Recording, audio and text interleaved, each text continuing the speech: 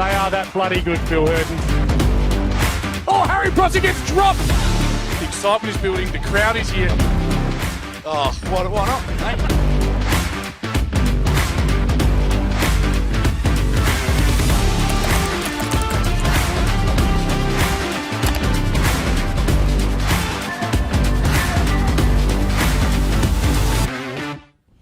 And welcome to Harpersfield for the Division 1 Elimination Final. Payneham Norwood Junior and the Falcons, the 2019 Division 1 Premiers, take on the 2023 Division 2 Premiers, Golden Grove. It is the day before spring, and it feels like a winter's hellhole out here. It is blowing a gale across the ground. It's going to be tough conditions, skills will be challenged, but it will be an exciting day where only one will remain. Let's thank our great sponsors on the broadcast today. Archie's, Dartfish, Programs to Fit, Classic Clashes, filming footy, and make sure ratify. This is Tommy Javor. I can't wait for this one. I'm going to go as far as to say I'm excited. I'll be here with the stream team today. Thanks to filming footy, this is the Adelaide Footy League.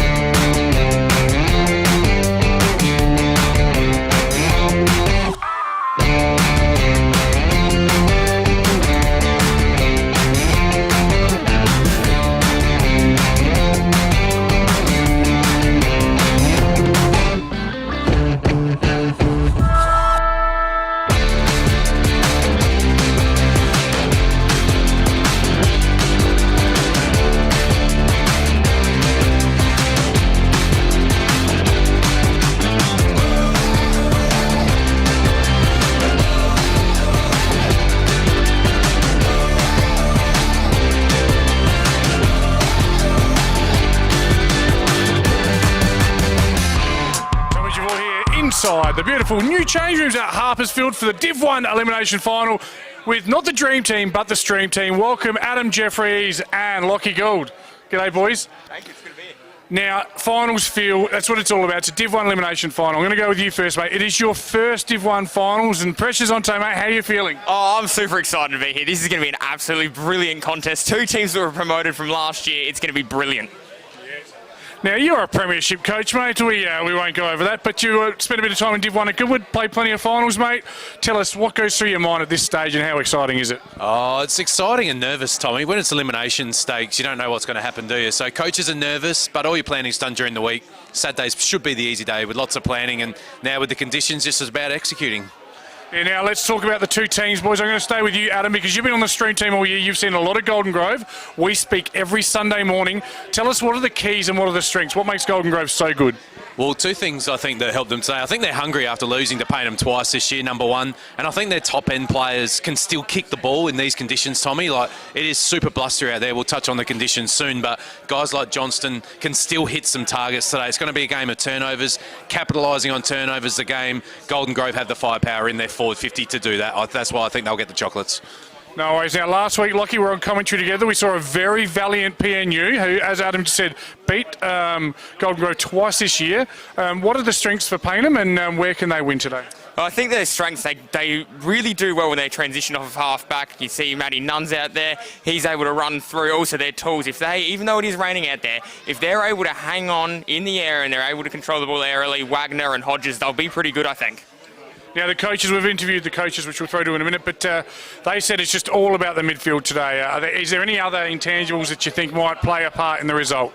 No, well, footy's a pretty simple game. Offense, defence and contest, so I reckon that contest is going to be really, really important.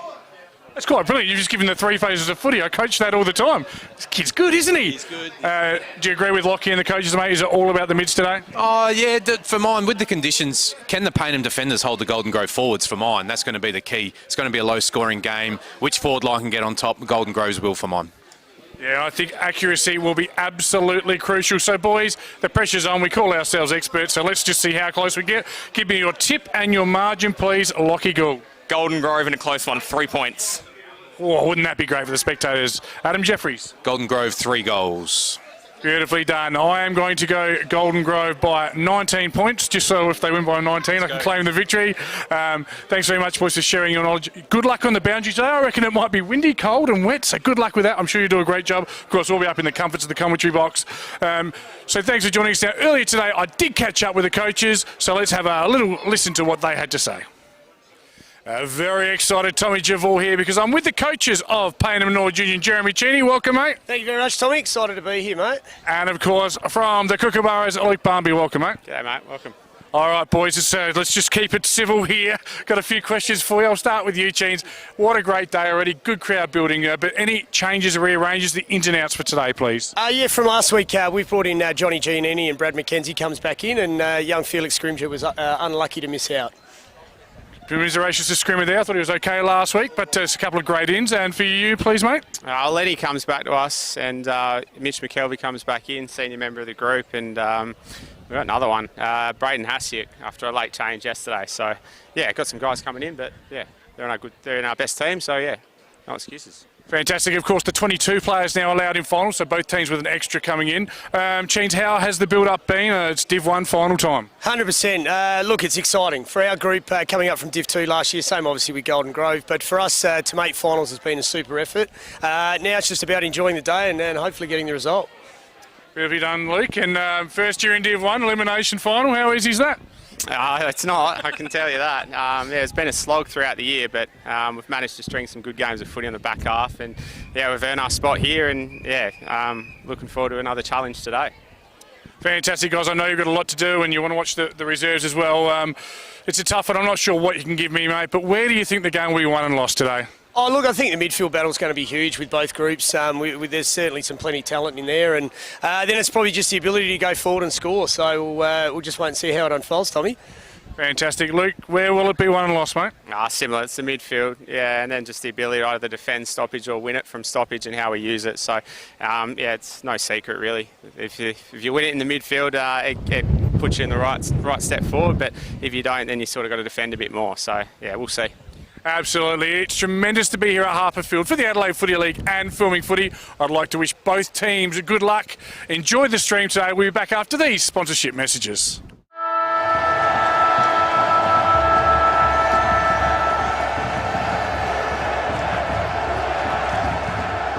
Get a quick and easy low-rate car loan from Police Credit Union today.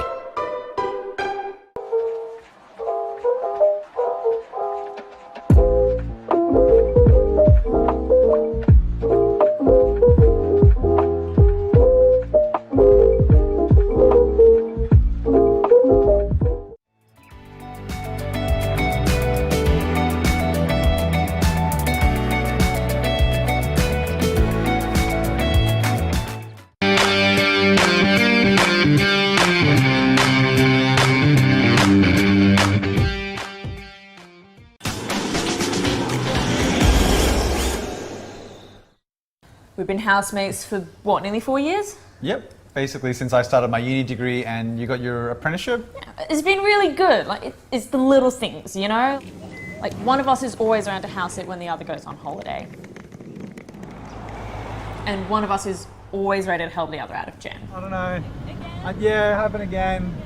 It's usually me. My HECS debt doesn't leave a lot of room for holidays or working transportation or food. But it's worth all the debt, right? No. But what about your debt? Debt isn't a problem for me. I get paid to learn.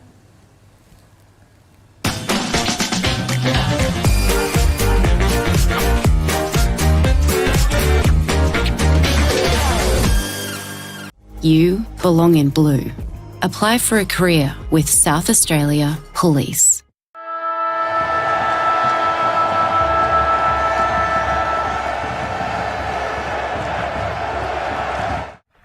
In the words of the great Michael Buffer, it's time! Elimination final time. Tommy Javor here once again with the great mad Adam Jeffries. Joff, have a look at the grandstand, have a look at the day. Better than half an hour ago, Tommy. Half an hour ago it was raining sideways. Sun's out, still breezy. Hopefully the rain's passed, we'll have a good game of footy. Yeah, of course, we've spoken to the coaches, we've given our tips, it's exciting to be back in Div 1 finals. I mean, it's the ultimate, it's the upper echelon of all football, isn't it? It's you want to get to Div 1 and then you want to play finals, and from here anything can happen. We've seen Payneham come from fourth and make grand final. This time last year, of course, we saw Tea Tree Gully go all the way to the prelim from what everyone tipped to be straight out, and they weren't. So they finished fifth, didn't they, with 8 wins, Tea Tree Gully, and made the prelim. So yeah, one of these two teams can do some damage. The loser of the qualifying finals always vulnerable, aren't they, in second week? They certainly are, and a lovely little segue there. Of course, Tea Tree Gully didn't finish fifth this year. They had 5 wins. Brighton and Tea Tree Gully will exit this year. Of course, joining us will be the winner of Salisbury North and Ross Trevor today. And going up, we can see Glenunga with a week off. Sacred Heart are playing Port District, the middle school. But today, it's all about Golden Grove and Payneham. Yeah, they've had a good run in the second half of the year, Golden Grove, haven't they? I think they were 3-6 at the turn, and they finished 10-8 And Payneham have just been probably solid, haven't they? I think Coach Cheney's done a great job with their squad. I don't think their squad's any better than the teams below them, but they've just been solid and got the wins they needed to get. Pushing for the double chance, probably just gone off the boil in the last month a little bit, unfortunately for them. And on that note, let's have a look at that season. You've called that quite beautifully, Mr. Adam Jeffries. They were indeed 3-6, and then they've come home 7-2. Their only losses coming to the Glenunga Rams, which is fair enough. Everyone lost to them. And Payneham, which they lost to 2 times. Interesting reading, isn't it? Yeah, they're probably almost, apart from obviously Glenunga, but Golden Grove probably the form team. In the last 8 games, their only losses to Glenunga. So you can't do much more than what they've done. I watched them last week. They were impressive. For mine, they're a smoky to get through, but they've got to get through today. It's a little bit like the AFL elimination final. Oh, they can do some damage. You've got to get out of that elimination final, and then your confidence grows. Couldn't agree with you more, mate. Let's have a look at the team lineups now. There are some changes. We've already touched on them with the coach. The Golden Grove lineup, it is chock full of stars. There's a whole host of ex-AFL players. There's more ex-Centrals North and Nord players in than you'd normally see in any team. Cam Shenton, the Panther, is the captain. What else sticks out for you, mate? I like Golden Grove's balance. To win Division 1 flags, Tommy, you need ex-AFL, SANFL talent, which they've got. Mm-hmm. They've got talls, they've got smalls, they've got depth, because their Bs are good. So Golden Grove can do some damage. Like I said, they just got to get out of today's game. They've got the home ground advantage, but Payneham won't be worried about coming out here, will they? But, yeah, they've got everything. They've got the best full forward probably in the competition. I know he only played 7 or 8 games this year, Pascoe. They got Johnston doing his thing. They got Shenton playing around the football now. And another guy who's been a little bit underrated for mine in the second half of the year, I've watched him like, is Aidan Thatcher, Tommy. Really, really good. He looks unfashionable, like the old school, Port Magpies fullback, but he intercepts and as well as stops. So look out for him. Actually interviewed him, did a special on him because he was one of the unsung heroes at Golden Grove. And probably Pittman's the other one that's that little unsung hero, isn't he? So, question without notice, Thatcher, does he go to Viney or does he go to Kristancic? I think Kristancic's more dangerous than Viney today, all due respect to Viney. Kristancic, 8 goals in the last 2 weeks. Look, the balls have been on the ground here today, Tommy, with the wind. So as we look through Payneham's results, they've just been solid, haven't they? And that little 4-game winning streak in the second part of the year is all you need to do. Couple of losses late. Beat the teams they had to, the teams that finished at the bottom half. I was probably a bit harsh on them saying their last month wasn't great. They did lose to Port District and Glenunga, both convincingly enough. But, 6-3 on the run home, including a win over Golden Grove. As Jeremy Cheney said, they've beaten them twice. Why wouldn't they come in with a bit of confidence? Of course they will. And like I said, I think Coach Cheney's done a pretty good job. Not a lot of us Payneham to come up from Div 2 and make the finals, probably, Tommy. And I'm sure the Payneham supporters probably thought they could, but outside we weren't sure where they're at. Like I said, I think he's extracted the most of the talent he's got. They've got a couple of guys like Nunn and Mackenzie that have played some high-level football, but he's got a lot of Payneham juniors and guys that have come through the ranks who aren't household names. But they've done a great job, Payneham, to get to this point. So well done to them. But they won't be satisfied with just making it, Tommy. They want to win today. No, and one thing I think that might play into their favour a little bit is, we're looking at the Glenunga B grade at the moment. They're 8 goals up against Golden Grove. Glenunga are the standout team that I've seen in a long time in Division 1. Coming off a game against Glenunga last week is a nice way to lead in because you wouldn't think it'd be any tougher than that. That's just my opinion. It's a good audit, isn't it, Tommy, as we look at the Payneham lineup and we go through some of their players. I was impressed with Spence last time I called him. Tommy, I think he's one of those players that gets under the radar of opposition a little bit. Obviously, Mackenzie will do his thing, dropping off at halfback. We all love what Matty Nunn does around the ball. I'm a big fan, Tommy, as well as Tommy Wagner. I think he's another player that watch out for him in this competition in the next few years. The Jeremy Cameron of Payneham, they call him. He looks like it, doesn't he? I wonder if an SANFL club will look at him again, Tommy. He's good enough. But he's good enough to go back. He's still young enough. He's got the athleticism to play high-level football. So I'm a big fan of him. And then, if you go through the rest of their squad, they're just very even, Tommy, for mine. They've just got a bunch of guys that are well-structured defensively and that'll crack in all day, and that's what Cheney's got out of his group all year. Yeah, Johnny Giannini as well, the 2019 Premiership captain coming in today. I think on a day like today, that in and under type stuff, he could be very, very handy. I'd just like to see Matty Nunn get some more ball centre and forward of centre and be the connector. If he can connect to that forward line, as our umpires take the ground, we can't have a game without umpires. I'd ask everyone to give him a round of applause, but no one's going to. But, there we go. Wonder if Coach Cheney can change his strategy. Nunn often comes to the bench early in the quarter. I'd be resting him at full forward today, Tommy. In the final, sometimes your traditional rotations may go out the window. And we've talked about the previous meetings. Last year's grand final, it was all Golden Grove. Payneham not kicking a goal till in the final quarter. They had a good 56-point win. Doesn't matter how much you win or lose a grand final, though. But in round 1, it was the Falcons by 42. And in round 10, it was also the Falcons, an accurate Falcon outfit by 7 points, despite having 3 less scoring shots. Yeah, very good win for Payneham. That one wasn't it? 15-8's a big score for them as well. They might have to replicate something similar to get the chocolates today. Yes, and as you can see, the Falcon boys just about to make their way onto the ground. It's a long time since you or I have run out on the ground. You've come out as a coach, though. What do you think they'll be feeling right now, Adam? I love the tunnel down there, Tommy. It creates those SANFL grounds when you come out from underneath and then you run onto the ground. No guard of honour from the Golden Grove or Glenunga players for Payneham, but that's all right. A bit of indoor material now, are we? Might see the Golden Grove get a nice little reception as they come from a lot of their juniors and B grade have been hanging around. Welcome him on. Yeah, so it's a great facility. I love the underground change rooms. Creates that old school SANFL feel, Tommy, that you love. Oh, sample, the SANFL, yeah. As Glenunga, just get a round of applause. So in the reserves, it was Glenunga by 8 goals. They will go through to, I think they call it QF2. We would have called it a second semi. So they get the job done. Congratulations to Rocky Butterworth and his team, Sammy Abel. And Glenunga will both be playing in the A's and B's next week. That is huge for a club where not that long ago their B's hadn't played finals in 12 years. So well connected, aren't they, Tommy? I dare say the A's made a train this morning and then come and watch the B's. It would have been something like that, potentially a little bit of match sim. Coach Grimer might have put the A's through and then all out to watch the B's. And I dare say the entire A-grade team is here watching, so they're well connected. I can see a bunch of A-grade in front of us here, but there's a bunch of them down at Shock versus Port as well. Of course, one of our other streams. Don't turn over, but it is one of the other streams today. Looking at the opponent. We'll check that out later. As the Golden Grove, they are forming, I think they call it the Tunnel of Love. What do they call that? The Guard of Honour, Tunnel of Love. And coming through very shortly will be, and you'll hear a roar from this grandstand, no doubt, when Golden Grove take the field. Just quickly, mate, if I can, I just want to thank some of our amazing sponsors. None better than Farmers Leap Winery.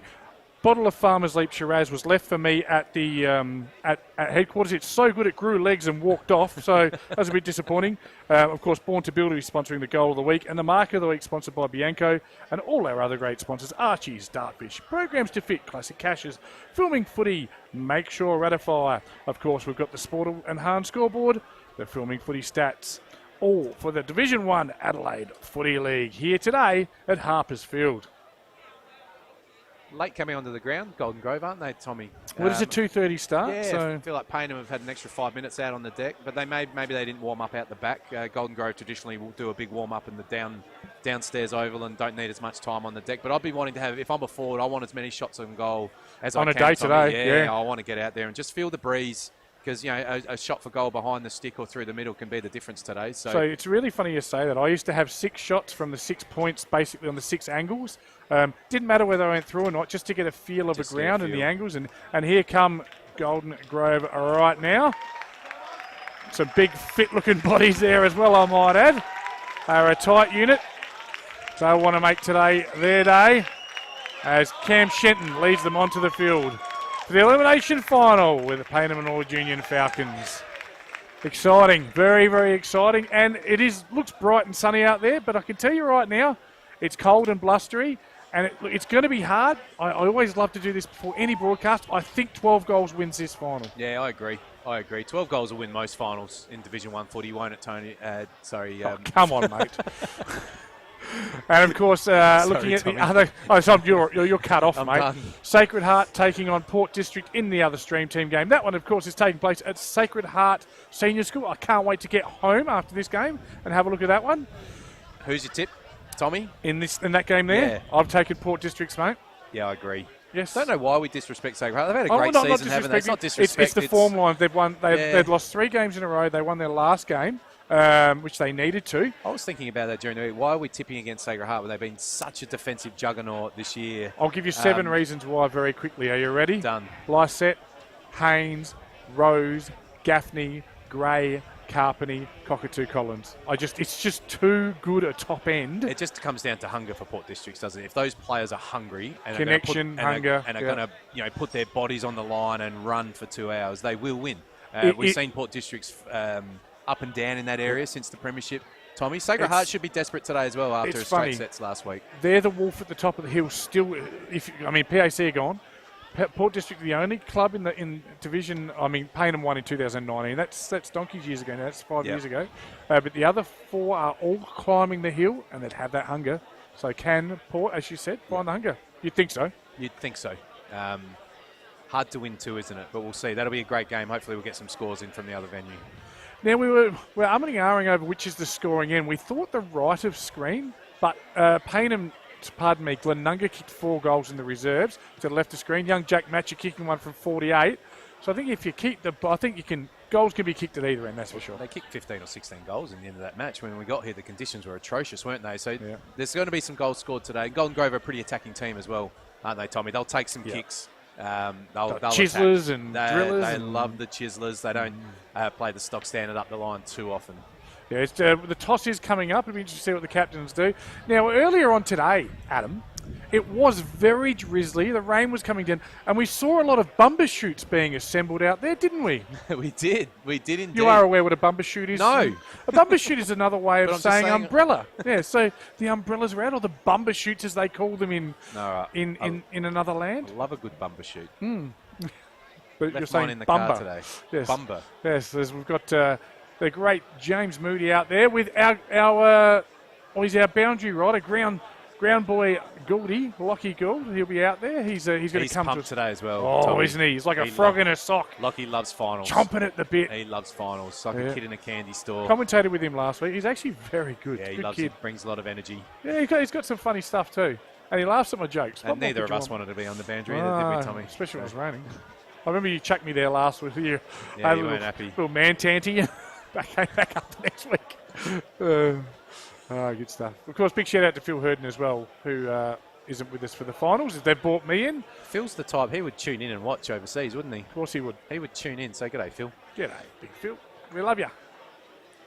Shout out to the crowd here quickly, Tommy, before we start talking about the footy again. We've seen there's a hens party happening here at the ground today, so look out. I'll be taking a very wide berth from that one. Yes, hens party, big crowd, full grandstand. Yes, as we just we can see Cam Shenton in shot there with umpire. That's Andrew Crosby, isn't it? Wearing the Crosby sweater. And we're going to throw to Lockie Gould. Yes, guys, here we are. The toss has been done. And see where does it go? There we go, 9 points towards the hill end of the ground. So here we are. This is going to be absolutely fantastic. That is the right of screen for those watching along at home. The ground conditions, it's a little bit wet underfoot, but it's certainly dry in the centre of the ground when we get the ball bounced. It's nice and sunny. It was raining before. We're not quite there, and that wind is swirling around. I was talking to the umpires before. It was going that way beforehand. Now it is going over the top of... now it's going over in that direction as well. So there's lots to keep in mind. It's going to be a really, really fascinating game. And back to you guys. Thank you, Lockie. That is absolutely brilliantly done, mate. And tell you what, the young fella's a bit of an expert. Yeah, he knows what's going on, and looks like Payneham have chosen to go the right of screen, Tommy. Let's see. We did how say that decision looked like goes. the scoring end. Yep. So early goals in a final can be pretty key, can't it? now we're not allowed to punt on Adelaide Footy League anymore. But who you got for the first goal, mate? Pasco. I've got the Div 1 Dusty, as you coined him, and I've been using on the Division 1 report. I've got Josh Glenn. Of course, thanks for everything you do on every Sunday morning. We catch up and discuss the Stream Team game.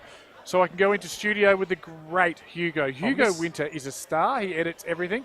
I've just caught some of that hens night over there. Let's stay focused, Javor.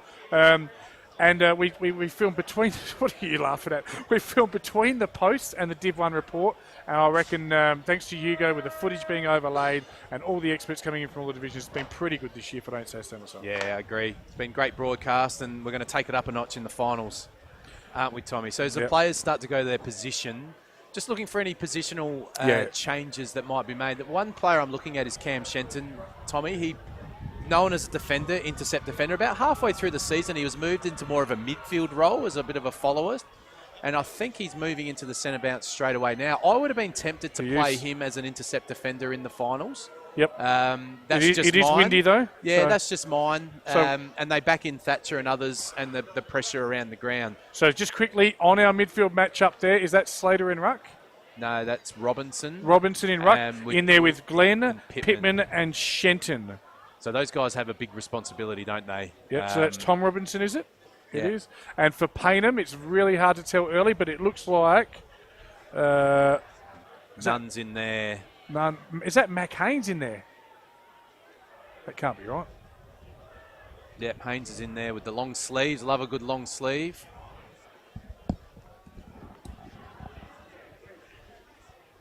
as we can see umpires holding the ball aloft. It's going to be a great game, Tommy. Let's go. First bounce. Okay, here we are. Tap won by Golden Grove. First clearance won by Golden Grove towards the half-forward line. Cavallaro makes his way up to the ball. Juggles, tackled as you expect. Early pressure. Payneham will clear. Early touches there, really important. Again, it's going to be hard to hit those kicks, and it's all Golden Grove right there. They'll bring it back with their first forward foray. Like to play on around the other side. Long kick inside 50, but you can see, Tommy, the breeze has just dragged that. Is it on the full? Yes. So early days, and the report from the ground, Tommy, was that it was swirling around, wasn't it? But there's no doubt that the ball is drifting down towards that forward pocket where those people are sitting on the floor over there. He was aiming that for the centre of the goals, top of the square, and it's ended on the full. So we're going to see a lot of footy on the far side, Tommy. Long relieving kick again. Golden Grove with first one. There's got to be about 20 players around the ball, as you'd expect early. Straight up the chimney, up and down. Don't find Santa up there. Takes courage to stand under those balls, and the ball somehow gets its way to the ground, and Golden Grove might clear out the back, and he just escorts it over the boundary line on the outer side wing position. It's no score early, 1 minute in, and again around the ball, mate, it's a lot of contested possession early, as we'd expect. Yeah, you're going to see a lot of numbers around the ball. Golden Grove will clear out their forward line and give Pascoe the one-on-one. Dodson's playing on him at the moment and taking the front position. Let's see what happens if they exit here, Golden Grove. Tap one there by Payneham. Straight down there, immediately tackled. Quick chain of hands. I might need to get on the binos here, Joffa, because it is hard to see. And as we expect, a good mark by Payneham. A lot of the play on the outer side. You can see the trees rustling. They're probably not doing the wind justice at the moment. It is blowing a matty gale. Yeah, for sure, as Matt Knight takes the intercept mark. And again, we see the skiller and Golden Grove out to turn the ball over. Look for the forward handball. I'd be looking to kick in that situation. Ball out of bounds. So again, Tommy, we're going to see a lot of ball ups and contests on that far wing all day, aren't we, at this stage? It does appear that way, and these two teams will take time to settle, and no one wants to concede the first goal, and no one wants to make any mistakes, so you wouldn't see probably too much high-risk footy early as the boundary umpire does a good job getting it into that breeze. Out the back, Payneham. They've got the open side now. That's Giannini, I think. Goes long, ball swirling around, but really well read by the Golden Grove player. It's going to take me a while to come to terms with some of these players. That's Thatcher with the intercept mark, and there they come switch the ball into the breeze on this close side. So let's see how they can move it. It's all Payneham there. Just hesitated there, did Spence. I made comment last week, Tommy, with Golden Grove's ball movement that they like to play the handball receive game, and it just brings a lot of pressure. So it'd be interesting to see if they put that away and just look to kick mark a little bit more. As we've got a boundary throw in on the commentary booth side, which is great to see. Looking for a third man up there, Golden Grove. But it looks like they've cleared the ball to their half-forward line.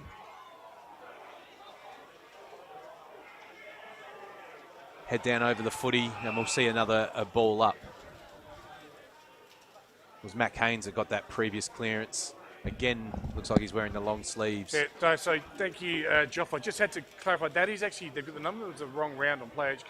So that's Jed Spence in the long sleeves, and Mac Haynes is number 4. It didn't look right to me. So good call, Tommy. Big thanks to Matty DiVigilio for helping me out there. The one-legged man as Golden Grove have their first shot at goal here. And this will be a good test of the breeze, won't it, Tommy, with Josh Glenn at 52 metres. Yes. It was Slater that took the mark, and Slater's field kicking last week, Tommy, was elite, and he laced that one out into the breeze to Josh Glenn. Well, if he kicks this on my side, it's from 55, high up and under. It looks like it's got the distance. Does it have the accuracy? Wow. It sure does. First goal, Josh Glenn. First prediction, Tom Javor. It's finals football here at Harpers Field.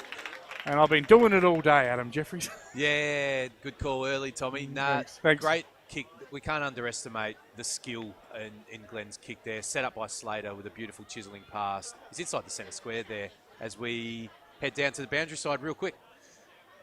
Finish that was there for that goal. The other thing to consider as well is that Payneham are going to try and defend on the outer side of the ground, boys.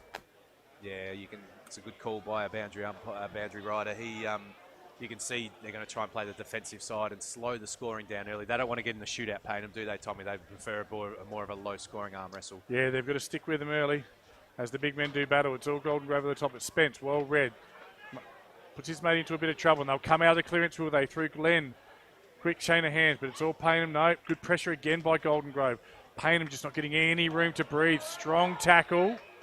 And the umpire says, I'll have it 55 metres out from the Kookaburra goal. It's easy in the commentary box, isn't it, Tommy? But you've got to try and get a ball, boot to ball with so many numbers. If you handball, you invite pressure. Yeah, and the handballing out the back as well. It's yeah, teams are awake to it, so yeah, maybe taking the ground.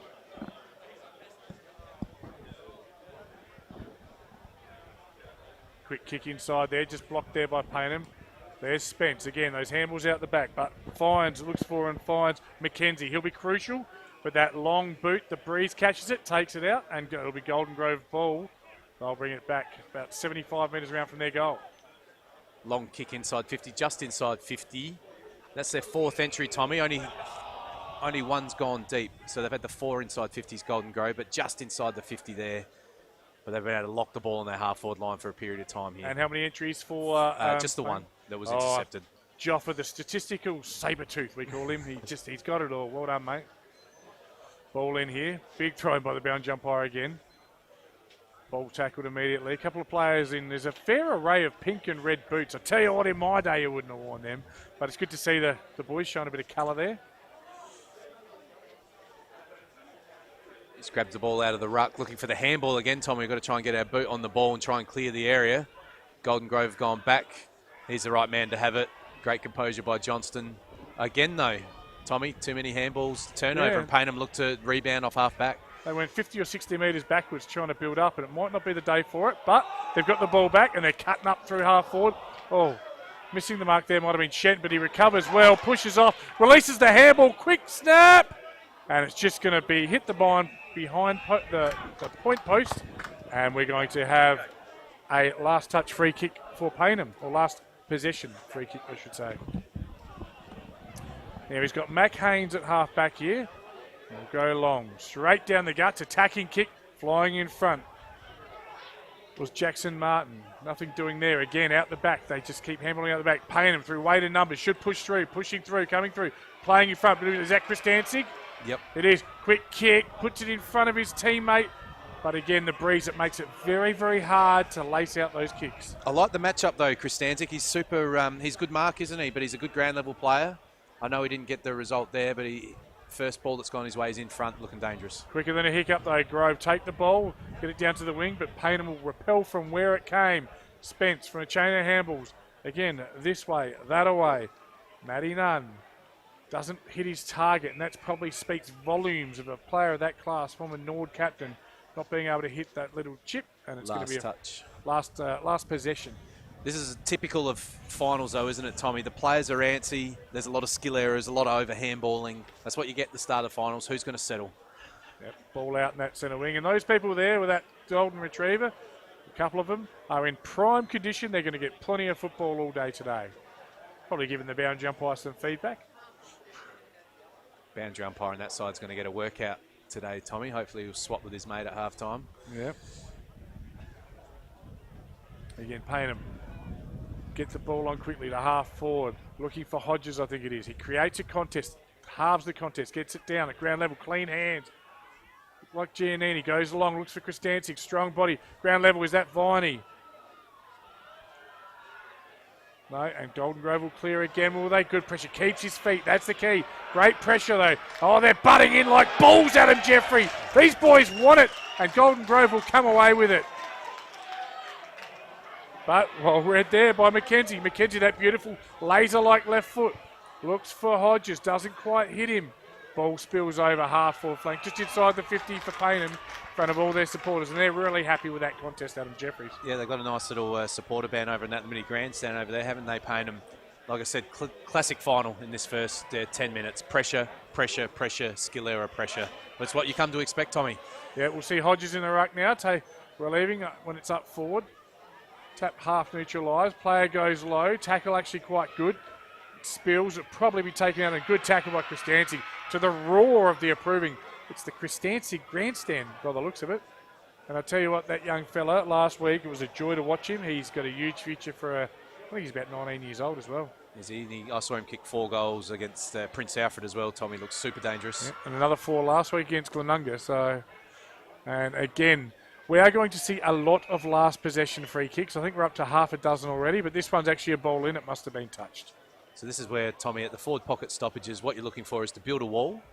So I'd be dragging a few mids out, but you're looking to get in and under and get a head-high free kick, get the umpires into the game early.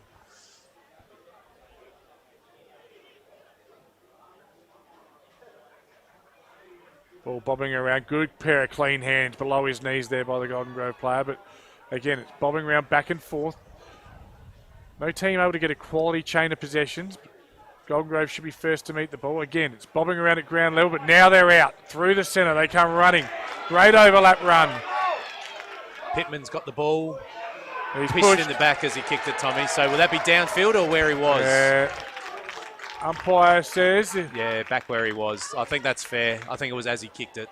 Always a controversial one because if it goes downfield, Pittman's not a long shot, is he? But if Pascoe has it at 20, it's probably a lay-down goal. But Pittman, you've seen him a lot more than me. I thought he was a real in and under type. It showed good pace running through the middle. Yeah, he's got speed and he does get some outside ball as well. Like I said, he's an unsung hero.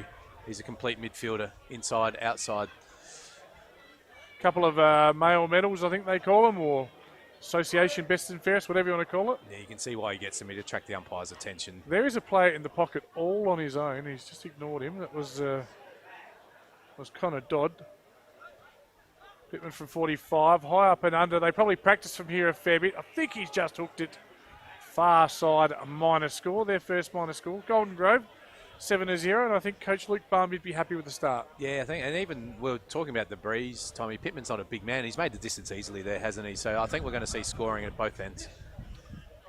Yeah, I'm not sure it was a bad toss to lose. So big kick from McKenzie. That's nearly to the wing. Underneath it, Jackson Martin. Oh, bang! Johnson just comes through. Big slap. It's all Golden Grove right in front of us and tracking the ball out. There was one of three Mitchells in Mitch Slater. As we just see a little bit of argy-bargy. Golden Grove locals just Chris Danzig coming to blows there with Dobby. They haven't gone with our matchup, mate. No, surprising. Hodges spins. He's quickly tackled by Todd Shepherd. Todd Shepherd, real stalwart. I remember having him on my radio show 13 years ago, which means he can't be young. Still at Golden Grove, though. Still doing great things. Still with a headband on. Here comes the Div 1 Dusty. On his left, just steadies. Doesn't quite get his sights right. Started at left. It stayed left. And pretty awkward there in the end from Josh Glenn for a superstar. Former Gold Coast Central District player. And Nord player, kicked 8 in a game of sample once. Yeah, he's a class player. He'd love his time again there, Tommy, when he watches the replay back junior. He had a little bit more time and space to maybe take a bounce and break inside 50. Could have probably even adjusted the angle. Easy up here, it's final pressure. Yep, McKenzie. McKenzie's got a beautiful kick, but that one's not effective. And Johnson, as you've said to me, Soph, he just reads the ball as good as anyone in this league. And beautiful looking kick. Oh, the Panther makes a meal of that one. He didn't quite pounce on it. And you can hear all the sights and sounds of the grandstand here. He's dropped 2 marks now, Shenton, early in this game. He'd love to have back. It was a beautiful pass by Johnston. I reckon the coach will give him another crack. Yeah, no, he's going right. And he takes it out the ruck here. Tackle quickly. Actually gets the release handball. Really well done. It's a one-on-one in the goal square. And that one isn't last possession, but it's actually out in the full. And it'll be a free kick there to the Falcons. So just to the naked eye, they're just on top, aren't they, Golden Grove? Just having a slight better of the clearances. They've had 8 inside 50s to 4. Nothing clean going inside 50 yet, so Paynham's pressure is good, but they would love to get some time in forward half happening soon. Yep.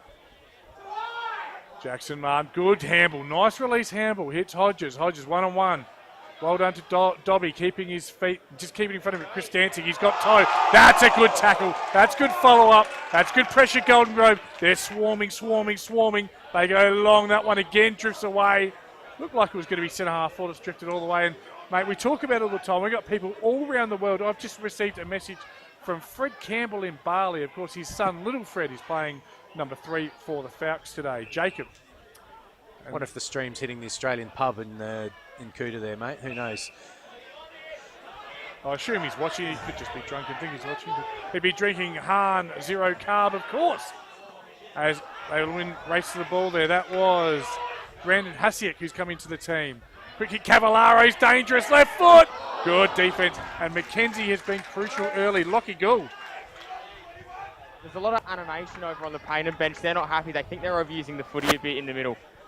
Yeah, Thank you, Lockie. I think you're probably right there. One too many handballs for my liking. yeah, it's easy. You, as a coach, you're telling your players that going into the game, but when the pressure comes, Tommy, as you see a beautiful kick out from Mackenzie, lasered the ball to the half-back line. That's a better looking chain of possession there by Payneham. Christanthi just gets pushed off the line a bit easy. Here's Wagner with his first effective touch. Should release him. No, comes back on the left. Goes bang and goes. Oh no, I probably had other options. But first score Payneham. It's always nice to hit the scoreboard for that first time as we see Giannini coming off and coming on Matty Nunn after a quick breather. Just got through that time with Mackenzie's bullet pass, but he can't do that every time from the kick out, can he? He's having a lot of work to do. He's playing an old school wicket keeper at the moment. Mackenzie, as Johnson's going to go long straight out the guts. That's effective too. Shirley gets just underneath the ball there. It'll be Golden Grove who in the lead. Again, that first quick handball they're giving is nice. Finds Glenn underneath it, number 17. That is one of the Mitchells. It's McKelvey, the man they call Squeak. Squeak goes in ball with a nice looking kick, but not effective kick. And the Mac Truck, the man they call these days Mac Daddy, relieves with a kick. He comes outside to Dobson. The Dob man goes long. Jackson Martin starting to get a little bit of effective, meaningful possession here, the Fouts. He'll go to that hot spot at centre half forward. Giannini leads to it. Gets a tap, but at ground level, it's Golden Grove. Johnson, effective handball. It's Glenn. And Glenn goes to Kane Horskins. Adam Jeffries. Inside 50. You can see the breeze just hold that up. You can see that Pascoe, the Golden Grove full forward, is getting a little bit frustrated, Tommy, early days, because the breeze is just taking the ball in all sorts of different directions. Yeah, and that looked like it was in the back to Christantic. Nothing doing, says umpire Andrew Crosby. And they come out. Again, they've got the chance to hit up. Pascoe, good contest. Keeps his feet, that's crucial. Releases the handball, but it's out of play, Adam Jeffries. Again, the ball drift down to that pocket. But yeah, they just, bar that once they got through and they got the transition, Golden Grove have been able to turn over the ball a lot on the wing and at the halfway point and go back inside 50, 11 inside 50s to 5. So they're getting a lot of repeat entries, but Payneham are defending well early, Tommy, only conceding 3 scoring shots from 11 entries, doing well. Yes, long kick down to the wing there. So here you go. I just moved my headset. Apologies to our producer. I'm back, baby. Good tackle by Payneham. We'll have a ball up. And I'll tell you what, Adam Jeffries, that drink I just opened, which isn't a sponsor's product, was absolutely vile. What I wouldn't give some Farmer's Leap or Hahn no-carb beer.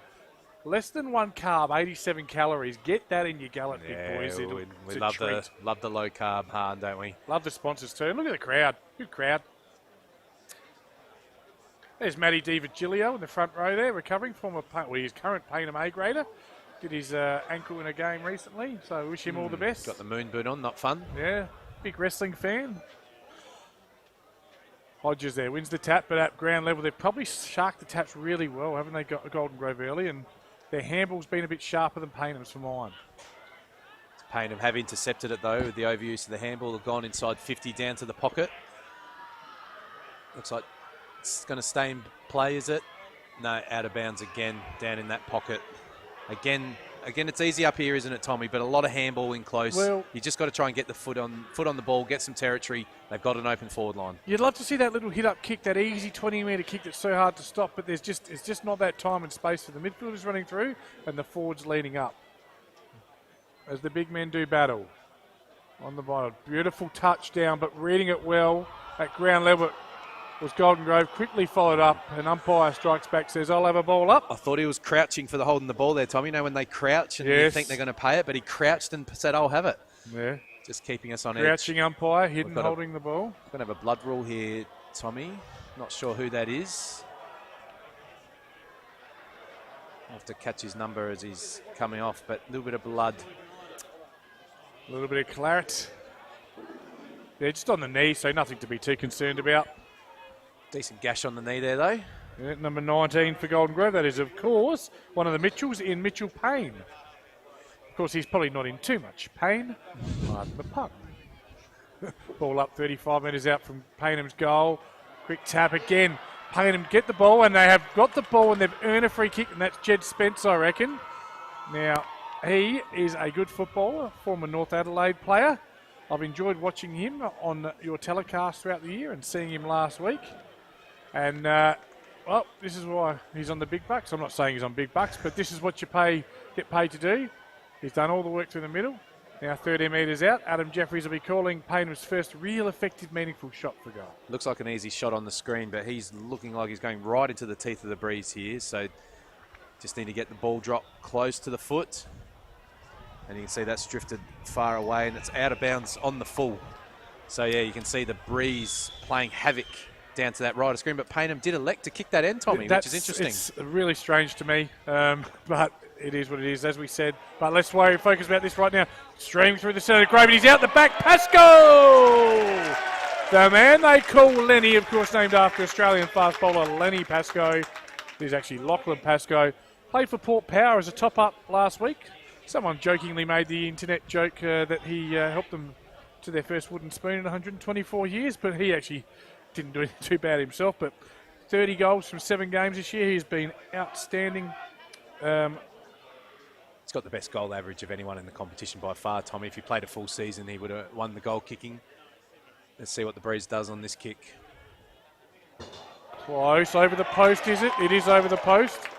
Of course, the Golden Grove supporters in the grandstand are in much better position than the goal umpires right there. Yeah. Don't agree? Just off to the right, wasn't far off. Yeah, it looked like it went over the post, so that's... Slammed it through, but I think he knew he didn't quite strike that as he wanted. The breeze playing havoc. That was the mark he was waiting for, though, Tommy. He's been out the back a lot, but with the breeze playing havoc with the kicks, it hasn't got to him. That's the first time we've seen transition end to end. Wonder if Payneham will catch on the Tommy. On the kickouts, Johnston is going to go 70 metres down the guts every time. Scrimmer goes long, but all Golden Grove there. And once again, they'll rebound with a meaningful entry. There's that little sort of hit up I was talking about. Looks for and finds his mate there. That is another one of those Mitchells. No, it's not. Sorry, it is Jed Banwell. The man they call Jedosa. Not sure he's confident with the distance here. He's going to take a shot now. But that's their third mark inside 50, Tommy. So again, Payneham getting it to halfway, turnover, rebound, back into Golden Grove's forward line. With the breeze the way it is, as just outside the left-hand post, if he strikes it well, this will sail through. Jedosa from right on the paint of 50. Goes bang. Doesn't start at left, starts at, well, probably middle of the goals. Bobbles round and Payneham will concede a point. 1 goal for Golden Grove.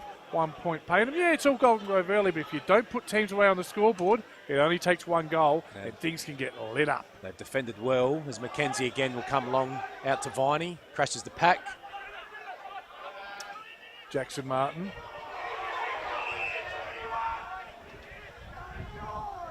Switch the ball and go to the defensive side again, Tommy. Shirley, watch this left foot. Tried out for gridiron, this man. Beautiful long punter of the ball. No exception, and looks for, and the breeze just takes it a little bit. And when you make a skill error on this ground today, it is a turnover nearly every single time. Ground looks hard, doesn't it? And that breeze, that ball it's a fast outfield. Can be 4 runs every day. It looks a bit like the whacker at the moment in the middle of the ground, doesn't it? Let's see if Golden Grove try any switch kicks here. I think they'll go up line. No, he's gone the very risky switch ball. Right into the teeth of the breeze, Tommy. Turnover. Oh, again. And didn't make him pay. Unlucky there. That was like nice as Taj Rahui. He's exciting. He's electric. He's up for the contest today. But that's one of those ones he'd kick it on a still day, but it's a tough ball drop on the run at pace, isn't it? I think that was Cavallaro that tried to switch the ball.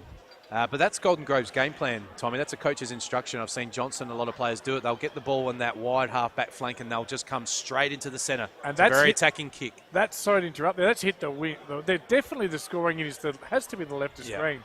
Chain of handballs, Giannini just misses the handball there for Spence. Spence dummies twice, gets around his right. Again, the wind takes it, pushes it down into that pocket, the old brick wall pocket. And we're going to have a ball in. Are we? No, it's last touch again, and they'll switch. Johnson, they like the ball in his hands. He goes short. And again, pushing up beautifully there from fullback is Shepherd of the Todd variety. Still going, zigzagging lead. We go long. This will hit the point of the square. Oh, big fly from Payneham there. That was the Mother Soul. But out the back, again, Mackenzie cleans up. He's like a... Tell you what, he mops up better than my wife does. Absolutely brilliant, Mackenzie. Overlap, gets it on the left. Probably needed some protection from his mates. Again, can't put it high because it'll drop into that pocket. Makes it very, very difficult. And the ball will spill for a ball in for Adam Jeffries. 35 minutes round from the Payneham goal. Now it's Paynham's turn, isn't it? Just to get 3 or 4 intercepts at the halfway mark. I'm surprised, even though Golden Grove have the ascendancy, I'd be putting some work into Mackenzie. I don't think you can let him stand there on his own and dictate the game. Put some body pressure on. He doesn't have the speed that he used to have, but if he's on his own, he's going to cut you up. Yep. And I just think Payneham, they're on the job, they're working hard, but they've got to do some on-the-job learning here. They can't put it up and let it drift into that pocket. I don't think Golden Grove will make that mistake if they get these forward forays. So Payneham have to make hay when the sun shines in that second quarter. Just need a settling goal, don't they, Tommy? The last 5 minutes have been better for them. Just need a settler. But we've got, as the ball's just bobbing around, repeat stoppages, what we've got, Adam Jeffries, is what I wanted, and that is a contest. A red hot contest. 2 teams having a crack, season's on the line. Certainly is that. As the ball bobs away, a lot of numbers, Tommy, so we're going to get a couple of repeat stoppages here. So like I said earlier, what teams are looking for is so many numbers around the ball. You're looking for a hat kick that you can turn over and get back inside 50, or you're looking for a head-high free kick that might be able to have a shot on goal. No worries, just checking in there. Lockie, can you hear us down there, mate? I can. I was just going to say as well, Golden Grove are a little bit unhappy with their transition play at the minute. Just say that one again, please, Lockie. We just missed the start of that. Golden Grove are a little bit unhappy with their transition play at the minute. Yep, beautiful. We'll come back to you in just a second. Shirley goes high up and under. Wind takes it. Courage there by the Golden Grove player. It spills and they've got it. They'll come in board. This is the important kick. They change lanes. And that could be, as the Golden Grove faithful call for 50. Isn't it 24? Been doing it all day, apparently. We've hit the 26.5-minute mark. Could be too much more left in this quarter. And another high, long kick. And when you don't hit the target, right on cue. Sorry if you're getting sick of me saying it, but it's, we need these players to adjust to this. But they won't be unhappy with this, though, Payneham, will they? They probably, it's a low-scoring scrap. 13 entries for Golden Grove, just the 1 goal. Could be the sign for a real low-scoring arm wrestle here today. Mackenzie carries the pack there and leading back his... It looks like Lewis Johnson's actually shepherded that out of bounds, but it was touched and we'll have a ball in about 70 metres around from the Payneham goal. And has he done a Trent Cotchin but done it right? They've tactically gone into the breeze because the game was going to be tight early and maybe they come home with it. Maybe they run over the top. Not sure whether he knew which way the breeze was going. Just went, we'll go that way. Yeah, I want to go towards the wings, but I'm not allowed to, so... Mother Soul in ruck. And again, another repeat stoppages. Plenty of players around the ball. So if Payneham can get a late score here, it would be huge for their confidence because they've defended really well. Glenn, quick handball, releases Pittman, it looks like. Quick left foot round the corner. Player looked like he was taking high, was nothing doing. Another handball, Glenn. He's got that distinctive left foot. Looks for Shenton. This time the hands are good. He rolls onto the right. Danger for Payneham when he does that. Cavallaro, I think. He gets onto his left, goes in board. Pascoe comes out with a head of steam. Running through again the Golden Grove player. They take possession. Overlap Hamble. Payneham need to put the pressure on here. Can they break free? Well done, Shirley. Just stop the tide. Dangerous handball, though. Danger, danger, danger. And conceding a point there. Probably clever play there by Payneham. If in doubt, knock it out. There'll be a few rush behinds already have been today as we look like Matt Nunn's copped one in the eye, head. Hopefully he's okay. I think it might be in the Schnozzle warehouse. Looks like he's gotten busted the beak there as they come this way. It's Payneham and it finds Scrimmer with the ball there. That's, of course, Samuel Scrimmer. Felix, an unlucky omission. Beef Paddy Sanzo just makes a good little lead there. He goes long down the middle. Wagner hasn't really gotten the game yet. Really good job being done on him by Thatcher. We talked about how good Thatcher's been this year. Quick kick up and under, but it's all Golden Grove, is it? No, going back with the flights, Payneham. Can they release through Hodges? No. Won by Golden Grove, and they're out on the outer side if they can take possession. Crucial ball here for Nye. Can Nye halve this contest? The human glove, they used to call him. They don't. Golden Grove, they'll stream down, but this is Payneham. 5-on-2. Little nudge in the back from Pascoe. And the Golden Grove fans say, I say, what? It was there. And the man blowing the siren, which is, I think, Gary Scott. Hello, Gary Scott. Has said that's quarter time. That's all she wrote as we just have a look at Tyler Sparkle. Sparky, as they call him. He's on his haunches. But a very interesting first quarter with all the statistics. The statistical Sabertooth. We're just going to go to a quick break. We're back with those statistical Sabertooth stats with Adam Jeffries after these sponsorship messages.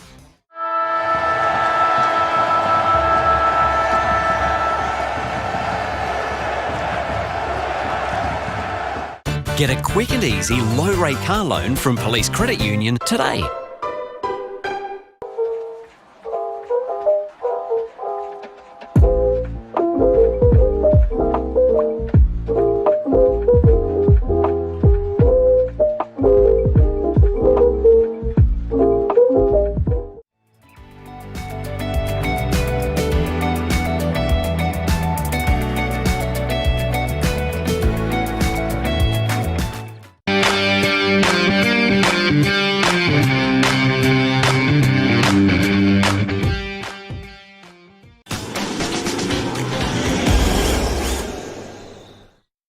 We've been housemates for, what, nearly 4 years? Yep. Basically, since I started my uni degree and you got your apprenticeship. It's been really good. Like, it's the little things, you know? Like, one of us is always around to house it when the other goes on holiday. And one of us is always ready to help the other out of jam. I don't know. Yeah, happen again. It's usually me. My HEC stat doesn't leave a lot of room for holidays or working transportation or food. But it's worth all the debt, right? No. But what about your debt? Debt isn't a problem for me. I get paid to learn.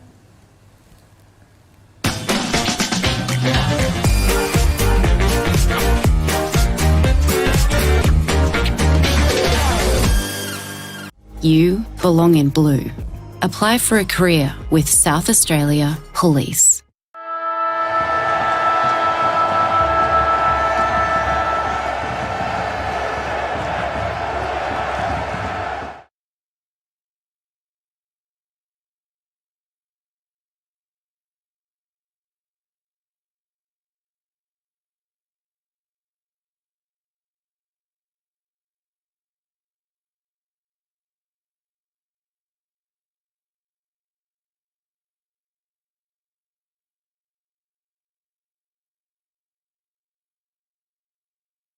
And back here at Harpersfield, quarter time of the elimination final. It is Golden Grove by 8 points, and we're going to throw to our boundary rider, the intrepid Lockie Gould.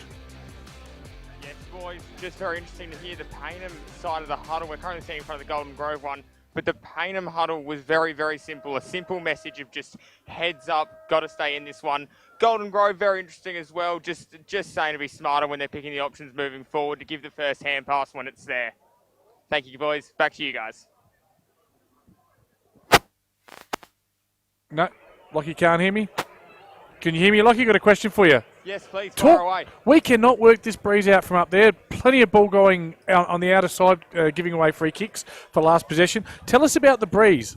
Well, the breeze is very interesting. It keeps swirling. It's really not picking a direction at the minute. Right now, it's blowing across me as I'm standing here towards the hill and the scoreboard. But it might change again in about 5 minutes. It's very hard to tell.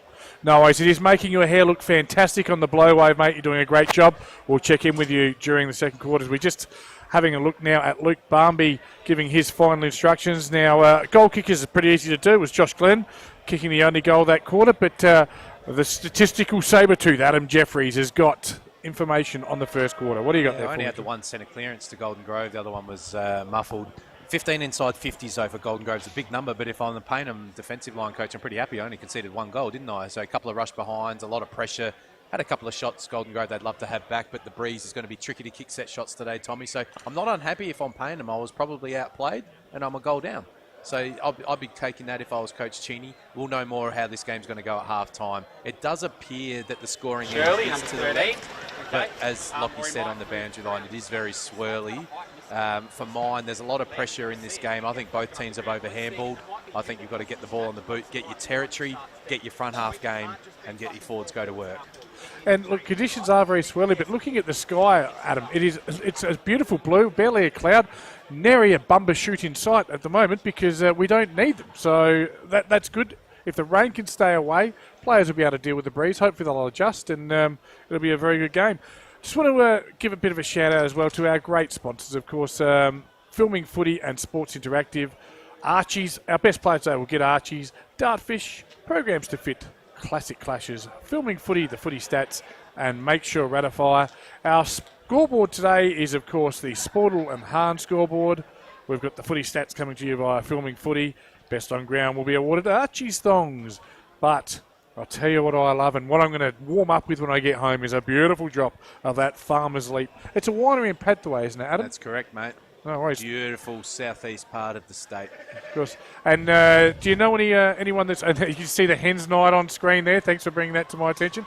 Of course, Pathway, you won a couple of premierships down there, didn't you? Oh, just 2. Yes, back-to-back. Only 2. Had a 10-year reunion, Tommy. I missed a game in the middle of the year. Was Went it down 13 there. and 14? 14 and 15. And they painted the big silos up there, Yep, down there? 14 As I and could just see 15. Payneham President Marty Smith just adjusting the strides. Great man, Marty Smith, former premiership coach himself. Of course, today we're looking for our goal of the, a nomination for goal of the week by Born to Build, and our mark of the week brought to us by Bianco. Again, we talk about in the midfield, these two teams, their midfield are just got to keep running up and down all day, and the team that I think works harder will get the chocolates. Yeah, like I said, the Golden Grove had more of the ball thus far, but again, they've had their time of overhandballing, missing kicks, but that's going to happen today. The team just will settle now. You'll find in elimination finals, Tommy, first quarter can be helter-skelter, and then last quarter will be helter-skelter. Second and third quarters where the game just settles down and you can get your normal structures happening. Yep. Now, looking at the midfield for Payneham, it is the big four, I guess. Mothersole, the young fella in there, but it's Nunn, Spence and Giannini. They are looking to get on top.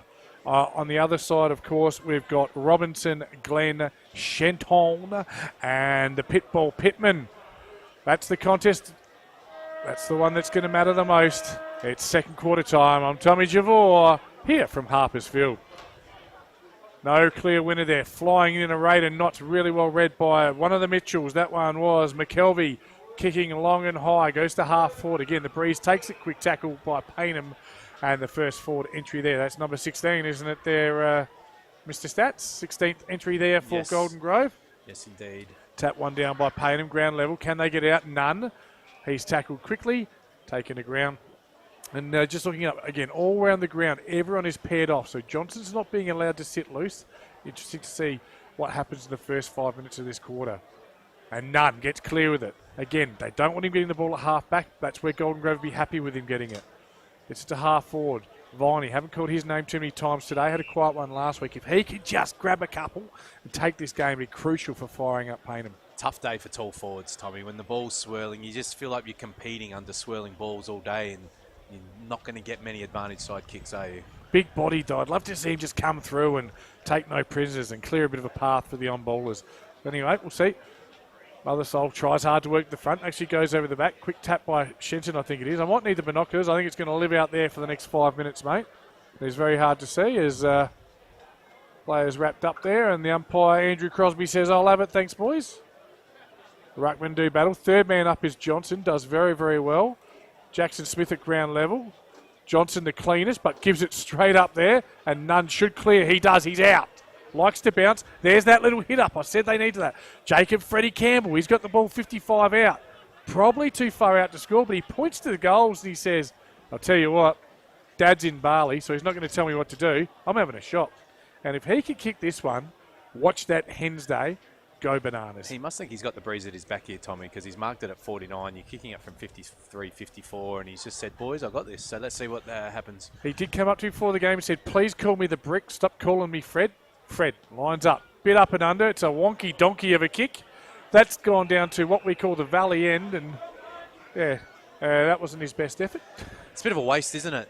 They just need to give, you talked about Viney, he just needs an opportunity at the top of the square to take a run and a jump, doesn't it? Maybe that was an opportunity. Very difficult to kick a set shot. Glenn can do it, but very few can. Ingram there took the original Marcus and a half back just to get out the danger area. Looked for and found his teammate, who in turn finds Dobby. And the umpire says the mark's all the way back here. Nothing doing. Nice little inboard kick. That triangle kick nicely chopped off by Wagner. Creates a problem for one of the Mitchells. I'm learning all these Mitchells. That's Payne that's tackled there by Matty Nye. Such a different style, isn't it, Tommy? You never see Glenunga take that kick, do you? It's that Russian roulette. Unless Abe Davis is standing there. We'll go through the middle. We'll either get through or we won't. I've not seen that before. He has stopped the game to do it so he could do his shoelace up. Footy's changed. Mothersole gets a half a fingertip to it. Coming out quickly, Giannini's been all right. Looked like he did have his Guernsey tucked there, the Gold Grove player, but nothing doing. Ball to centre half back. Spence is the man, takes possession, tackled immediately, and just like the first quarter, mate, it's all quick, intense. Bang! You get it, I tackle you. Umpire have a ball up. Well umpired there. Payneham looking for another repeat entry, just putting some early pressure on Golden Grove here. Yeah, ball bobbles around. We have another ball up. And again, well, we're not allowed to say negative about the umpire, but I want to say something great about Andrew Crosby. Is a super umpire, and he's umpired Sanford Grand Finals. And to have an umpire of that quality at this game, it's refreshing from where I spent my year. That's all I'll say. Umpiring in Division 1 is very good, Yes, Tommy. Very good. It actually really is. And you don't appreciate it till you're gone, and I'm back, and I love it. If you go out to a country league, I did when I went to Padthaway, Yeah. and then when I came back to Division 1, I went, these umpires are pretty good. Yeah, they are. They are. Quick hands. He's had a few Might have been a glimpses, throw Pittman. there. Sorry, mate. Yeah, he has. Pittman hasn't quite broken it open. Leading into the race of the ball there was... I missed that one. Apologies. But it doesn't matter because Golden Grove have got it now. Couple of handballs. Lines up. Straightens his body up and hits the post there. It was Cavallaro, I It think. was Cavallaro. Just Looks slamming dangerous, it. doesn't he? Yeah, he does. He's a good player. He's a small forward. Good quick for play Golden by Grove. Giannini. Chain of handballs. His way, that way. Beats Paddy Sanzo. He's decked after play. Free kick downfield. Coming inboard. Kostancic had his Guernsey held. Nothing doing. Golden Grove will clear right in front of me, and that is not touched. And it should be a free kick, and it is to beat Paddy Sanzo. Much to the disagreement of Kane Horskins, the man they call Mini Horse. He wanted the snicko there, Tommy. You give Crosby a rap, and then he gets in the bloody way. Paddy Sanzo goes along, down to half forward. Hodges in best position. But again, it's hard to mark those ones today. Ugly looking kick inboard. Well done. Keeping the ball in front of himself there was Tom Robinson, the ruckman. He goes for the dangerous kick. That's not going to work. Oh, sun was definitely in his eyes. We could see that. He should. Beautiful pickup. Who was that? That was brilliant play. Matty Nunn, of course, should have known. No release. Just hit that kick now. Hit that kick. Little hit up kick. He's kicked it between. Oh, dear. If I had my time again, Yeah, I wouldn't do that all the same. I always preface it by saying it's easy up here, but he had a 2-on-1 there, and he picked the Golden Grove player in the middle. But the ball dropped, windy conditions. That's what's going to happen. Yep. No, I'm just starting to get some touches and start to look dangerous. He swung. Jackson Martin, he releases. Oh, Rahui is taken quickly with ferocity. But here comes Jackson Martin again. Good follow-up. Just needs to hit a target now. Where's the connection? There it is. Jed Spence, not quite. Ball bobbles. Glenn, he's clean. He releases, and they're out. That's Cavallaro. 2 bounces. And releases. And it's all Golden Grove here. They've got the spread. Here's Glenn. That beautiful left foot. Can he find that last connection piece? Can he take possession? He does.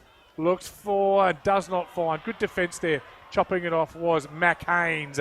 The Mac Daddy.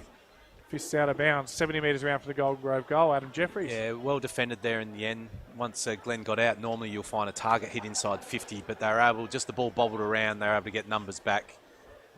It's hard not to reflect on the conditions, but any other day when you see Golden Grove streaming like that, it's almost certainly a connection piece with the forward that results in a shot. Yeah. They're just not getting that today. Looked like a little push there, but nothing doing. And the ball, again, little kick just down the line. It's tight here. We're going off the screen. Here's Spence. He's out. He's released himself to Nunn. Nunn and Spence coming into it. That's the kick. Finds Tentacles Wagner on his left. Here it comes. Viney, no, just caught under it. Hodges, he's in the lead to the ball. Viney, here he is. Here's his moment. Right foot snap. It's Viney. Ball just. That did hold up in the breeze. The Golden Grove fans yell hungry. He's 35 metres out having a shot. I'm not sure how hungry he can be. It's his job to kick goals. And we'll have a kick in for Golden Grove. Is that LJ Lewis Johnson? He'll go to the middle of the ground. You can see he's certainly going into the breeze there, though, isn't he, Tommy? Because those kicks of his were going over the centre in the first quarter. Yep, Cavallaro, high up and under. Mac Haynes, he's done a couple of good things lately. 24-year-old Payneham player, of course, experienced A-grader now, Premiership, Div 1 Premiership player already at a very young age, coming out of the under-18s and that Gary McIntosh footy factory where all the juniors come from. Giannini, haven't seen much of his brother, but Ant's certainly come into it, high up and under. Gee, they're going to be hard to mark. Nice clearance there. That was Payne. Ugly kick though from Payne. Shirley to Spence. He's out. He'll have a quick kick off a step. Didn't quite get the purchase he wanted. And the out on the full stats today, I don't know if you've got that one for me, Sabretooth, but statistically, I reckon we've seen about 7 of them. Best on ground is going to be the boundary umpire on that far side as well, Tommy. He is getting some work. Yeah. Biceps are going to be busting. They just need a bit of composure in their front half now, Payneham, don't they? They've got the ball, 7 inside 50s already, Tommy. A lot of intercepts, repeat entries. Just haven't had any composure going inside 50. Just receiving a couple of very funny texts. It's great to hear so many people. Someone listening to us out at the Adelaide Plains, just concurring that the Div 1 umpiring is fantastic here. And yes, as you said, better than some country footy leagues, which is fair. It just is what it is. And my wife has said, can we please stay away from the Hens Night? Shout out to Izzy and Indy while we're here. Give your kids a shout out, mate. Yeah, hopefully the kids are at home watching. Not worried about the Hens Night, obviously. Ball in, out of side, wing position. Good luck to the girls. I think they're the women's team, by the way, so it's great that they're supporting the men, and that's probably the most important bit. Are they the premiership team, Tommy, the Payneham women's, I believe? I'm not sure, mate. Payneham did, of course, Payneham win the did premiership. win, yes. I'm not attuned, but that was Rahui, who's just turned it over there to the Golden Grove player. He'll give it a little handball, and they'll go long down the line. Still plenty of distance there going that direction, but again, really well read. Mac Haynes. He's had a good 5 minutes, hasn't he, Tommy? Purple patch. He's got the player inside in the form of Scrimmer, but he didn't want to take him. So this is where it's tough, Tommy, right? So these teams' game plans are to switch, pierce the ball into the... But in the windy days when it's going across, it's almost not on. Yep. But it's hard for the players to get away from the habits that they've built all year. Yep. So they're still continuing to take the kicks. Yep. Oh, he just runs himself into trouble there, Shelley, but gets out. Giannini's just come alive this quarter. Payneham actually looking all right now. I'm going to call that good vision. Finds Naya. And there should be a way here. Now they're out. Open space, yep. Open side. Here we go, inside 50, Kristanzik. Looking for body contact early. If I'm Kristanzik, I'm avoiding that body contact and trying to keep my feet. He created it, didn't he? Yeah, he wanted the body. And I reckon all he's got to do is just stay on his feet. The ball hit the ground. It's going to be hard to intercept Mark today. I think we saw last touch again, Tommy, in that back pocket. Last touches. Oh, quick kick. It's a chiseler. It's a driller. It's beautiful. And Spence has another shot. Now, it's his third shot at goal today. I think he's registered a point so far. Yeah, he's had a couple of siders. He'll be a little bit nervous on this, but he's been a good player, hasn't he? He's been getting a lot of the ball around the ground, and you were calling for with none, he's getting some ball in front half of the ground. Exactly right, which is why he's standing out. This is going to be a tricky shot again. They're all going to be today, but Payneham have been good this quarter, Tommy. That's 9 inside 50s they've had already this quarter, so a lot of repeat, a lot of turnover. Their turnover game's fine. Just need a reward. Jed Spencer from 45 needs to get momentum and alignment through the ball, get that ball drop right and that point of impact and nail it. Gives it a nice looking kick. Umpire doesn't move. Jed Spencer's first, the Falcons first. Game on at Harper's Field, Adam Jeffries. We've got a contest right here. Lockie Gould. Someone on the ground there is Sparkle. He's been off for the entire quarter. Hasn't been onto the ground yet. He copped a little bit of a whack at the end of the first quarter. Yeah, was that to the nose, Lockie? I believe it was. Very similar to Nuns, who I think has come back on. I haven't seen him yet, though. Bit of a belt to the beak. Never feels good. You see the Kristantic grandstand there, I'm calling it. We've got cowgirls there. We've got Where's Wally's. We've got all sorts. And I'll tell you what, they're tipping some sherbets in. And there's some very cold girls up there, I'd suggest. My goodness. Great goal there for Payneham, though. They're back in this contest, aren't they? Spence with the great, he'll be feeling great after that set shot. Yep, good tap there by Robinson. Gets the follow-up handball. Giannini taken without. It plays for the free a little bit. The umpire says no, it was there, and it looked like it was there, but once you throw your arms out, they don't always reward you. Giannini probably having his 6th or 7th touch for this quarter. He's been fantastic. Yeah, he called that time. He's been really good this quarter, hasn't he? Yep. Goes along down to half forward. Still plenty of distance in the kick. Wagner will fly.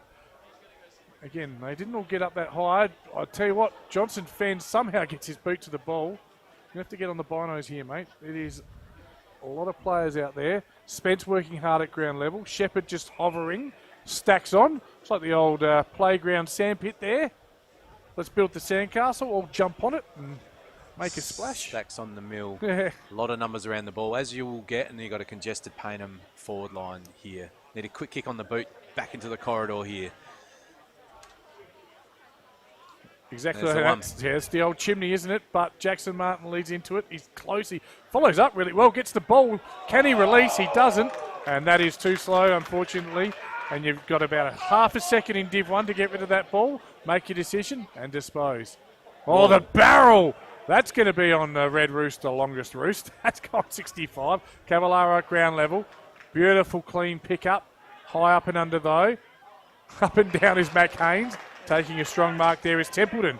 Haven't called his name too much. It is hard to work out who all these players are. Looks for Pascoe. Lovely spoil over the back there. That was, of course, Dobson. Yeah, he's been good, Dodson. That's a good spoil. Tough for the full forward there, waiting with the ball going into the breeze.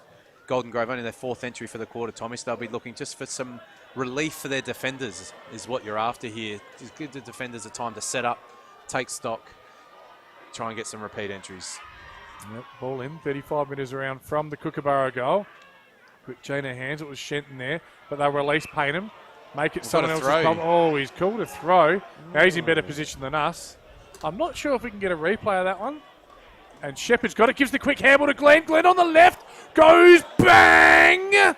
But near side, he can get some purchase on that ball, Josh Glenn. He's actually quite a good kick, isn't he, Adam? Just noted that. Josh Glenn can kick.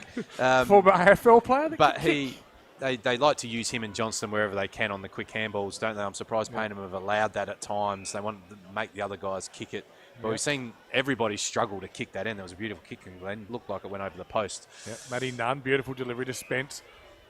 And probably the Payneham midfield just on top in this quarter. Nunn, Spence, Giannini, which is, we talked about it, the coaches talked about it. That's where it'll be won and lost. Wagner competes, but at ground level, all the Kookaburras. The Kookaburras, there's a lot more hit and hope in their kick at the moment than what there might have been earlier. And Payneham just taking a measure of control. Couple of handballs. Again, head down, has a look, looks for Wagner in front, makes good position, too far out to score, probably. He kick it, Tommy? And for some reason, there's a magpie on screen. That's great photography. Let's have a look at Tommy Wagner, though. James Moody just having a moment of an ornithological look at our natures. And we are at the home of the Kookaburras, so why not? Wagner from 55 rolls around that left. Hotspot time, and it is hot. Viney! You just know it. He held position A. I say this one all the time because people used to say it to me when I was having a stinker. Doesn't have to be your day, but it can be your moment.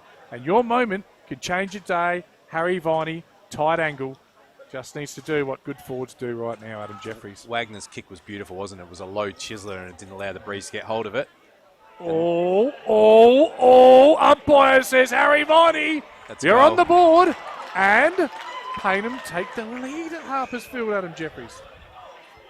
They've had all the play, haven't they, really? That's 11 inside 50s. They've taken 3 marks inside 50 now as well. That'll be great for Viney's confidence, won't it, Tommy? He needed that. He's had a quiet few weeks, but he is capable of getting on a little hot streak, taking some marks and kicking some goals, as the Payneham faithful are pretty excited by that. They are definitely Payneham girls as they do the Payneham chant.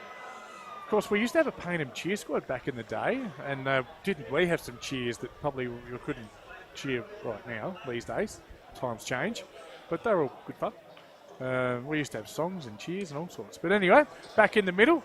Young Freddie Campbell's having a little squirt in the middle, along with there's a couple of changes in there. So, whilst Pittman's gone in for Golden Grove, good leap there by Hodges. He'll follow up as well. He's like an extra on baller in there, Hodges. He's very useful, but it is Slater who's won it back. But nice chop off on the handball. Here's Johnny Giannini. He goes long. Again, Payneham player looked to be held, but nothing doing. Wagner, he just hesitated. Hesitation's your worst enemy in Div 1. Golden Grove will clear. Again, Hodges pushes across. Hodges, Slater. And in there also was Scrimmer. Good contest here, Adam Jeffries. Keep an eye on that full forward matchup. Chris Stanzik is getting close to a free kick. His opponent is wearing him like a glove and just getting away with a few little jumper tugs as the ball comes in. Yeah, Dobby. Yes. It's a good contest though, Tommy. It's what we love. Yeah. Only about the 22 players around the ball here as it comes up and down. Hodges, good tap. Javor with a little cramp. Spilling to go. Oh, nice release there. Just gave himself a bit of time and space there, Dodd.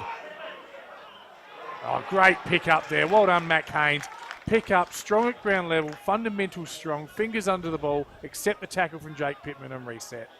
So I think Haynes, he's taken a lot of intercepts this quarter, and Mackenzie's been taken out of the play this quarter, so definitely his coaching strategy. I reckon it's Templeton, Tommy. He's just dragging Mackenzie away from where he wants to go, which they didn't do in the first quarter. Quick one, Shenton. Good hands to Johnson. We've seen that before. That's holding the ball. He hasn't got rid of it, but the umpire says no. Strange these days. Sometimes you're tackled and if the ball releases, that's okay. It's modern football, so it's just not what it was when we were younger, Adam. The old dropping the ball, Yeah, Tommy. dropping the ball. I know it because I got pinged for it all the time. Let me just take one more on. And this will be Shirley, the beautiful left footer with the orange boots. Goes long, high up and under, looks for Viney. Is Viney catching fire? Good contest at ground level though with the numbers. Golden Grove, good tackle. Paddy Sanzo, savage cocoon of terror. And he follows up with another one on Shepherd. Shepherd shows strength. Spence, well done, Paddy Sanzo. You cause that to the Jackson Martin. Quick K, quick goal. Could that well be our first goal of the day? Oh, pardon me. I mean a born-to-build goal of the day. Not so much Jackson Martin, but the build-up, starting with Paddy Sanzo, the tackle, that 1%er on the wing, Adam Jeffries. Yeah, again, it was Spence with the inside 50, Tommy. And I like Jackson Martin. I called him a couple of weeks ago, and I think Cheney's got his position right here. He plays wing some weeks, but I like him inside 50 because he's a matchup you do not want. He's got a bit of a Cozzy Pickett's about him down there, Jackson Martin. He is hard matchup. That's 3 goals on the bounce, Tommy, for Payneham. Yep. Certainly was, mate. And what's come to fruition is we talked about the inaccuracy, mate. You can have all the play, and then team goes bang, bang. And look how high the ruckman for Paynham's jumping now. There's extra spring, there's extra energy. They need to answer here, Golden Grove. Pittman, chain of handballs. Now they release. Quick play, good play.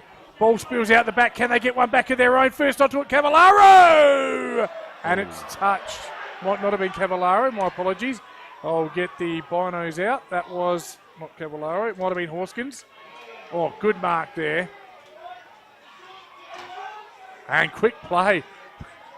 Matty Nye looks for and finds Giannini. Drops it, but it was awkward. Taj Rahui. He's double tackled, gang tackled if you like. And we'll have a ball up 60 metres from Golden Grove. Big 6 or 7 minutes coming out though. Golden Grove would need the next goal, I reckon. I know it's only early and it's a low-scoring game, but they wouldn't want to concede the next one. Just keep it tight. Yeah. Oh, here it is, Glenn. He's missed again. Rhymes, and that's, I think, 1 goal 3 for the great man. He's dangerous though, Josh Glenn, and I think Payneham would be disappointed. You don't want players like him unattended walking through stoppage, do you, Tommy? You've got to get someone on goal side to him.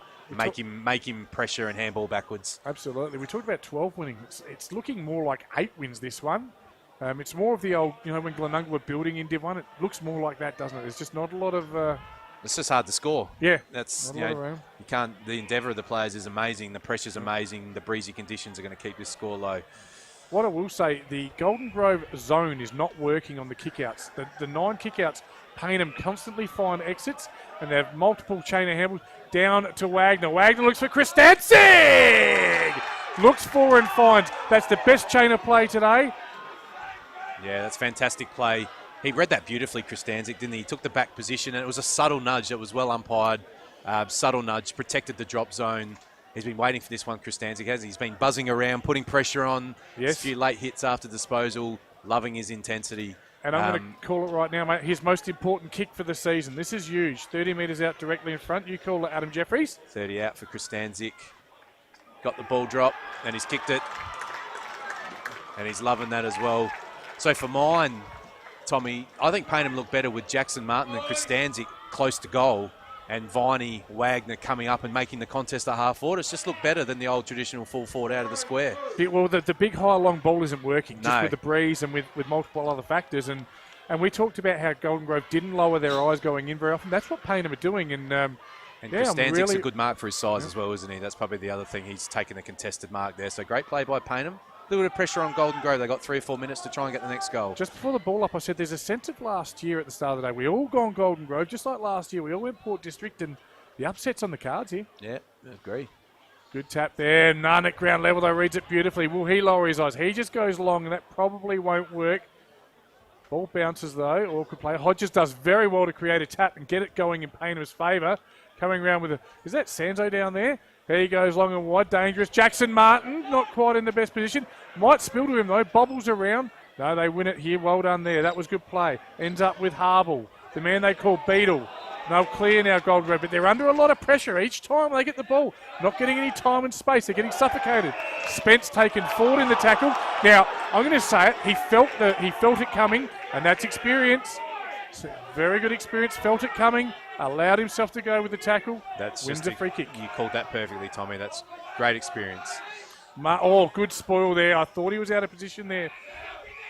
The Golden Grove player, but did really well to create the contest. Bit of feeling in this game now, hasn't it? There's a little bit happening, a little bit of spice, which is good. It's elimination final. It's how it should be. It's like a Vindaloo curry, this one, mate. There's plenty on the line. The Golden Grove just getting a bit antsy in the grandstand, aren't they? Tap one by Slater, one down, but at ground level, Payneham have been very good at reading the taps in the second quarter. They've probably controlled it. Ball's bobbing around. I think we'll have a ball up. Come on, Cros. There's 42 players around the ball. It's not Cros, pardon me. They've had 14 inside 50s to 6 this quarter, Tommy. So it's been their Payneham. quarter. Yeah, but they put 4 statistical goals. Sabertooth. Four goals on the board. Ball up, Rahui. Can he weave some magic? No, he drops the ball, I think. Ball comes out. Golden Grove with control. Is it dragged in there? No. Umpire says, I'll have it. 35 metres out, and every goal's crucial in Division 1, Adam Jeffries. But the next one, with Payneham holding a 12-point lead, is enormous. Huge. Golden Grove really need to defend strong here, and their forwards need to come really high and guard that exit kick. Quick kick out there. It's gone straight up and down the chimney, as they say. Nothing doing it. Yeah, Golden Grove will just get it out to the next line. Make it someone else's problem. But I'll tell you what, it's Shirley. Gets on his left. Oh, coughs up the handball. Well done by Payne there. I think it was reading it. But again, they win it back. Oh, interesting play there. Not sure about that one. That was Sparkles. Good to see he's back on. Lockie Gould. Very, very quiet on the Golden Grove bench, even though they seem to be up against it. Very calm down there from the Brains Trust. The other thing as well is the entries inside Golden Grove isn't lost on their coaching staff either. They're pretty unhappy with how it's going in there at the minute. Okay, we've just got a shoulder injury here to a Golden Grove player. We're going to have a stoppage. Nasty one maybe there too, Tommy. Collarbone, shoulder. I'll work it out. Yeah. Going to be able to get his number when he comes off. It is a collarbone or a shoulder, definitely. Just being escorted from the field. Could be ribs even, you think? Not sure. Yeah. We're not sure we can get a replay. Might have been in that contest right in front of us. No, there's no replay. Umpire Andrew Crosby will ball it up. You follow him, I'll follow the Giannini. Taking the ball, he's 40 out, flying shot. It's going to land in the goal square, is it? No! I thought it bounced through, but it didn't.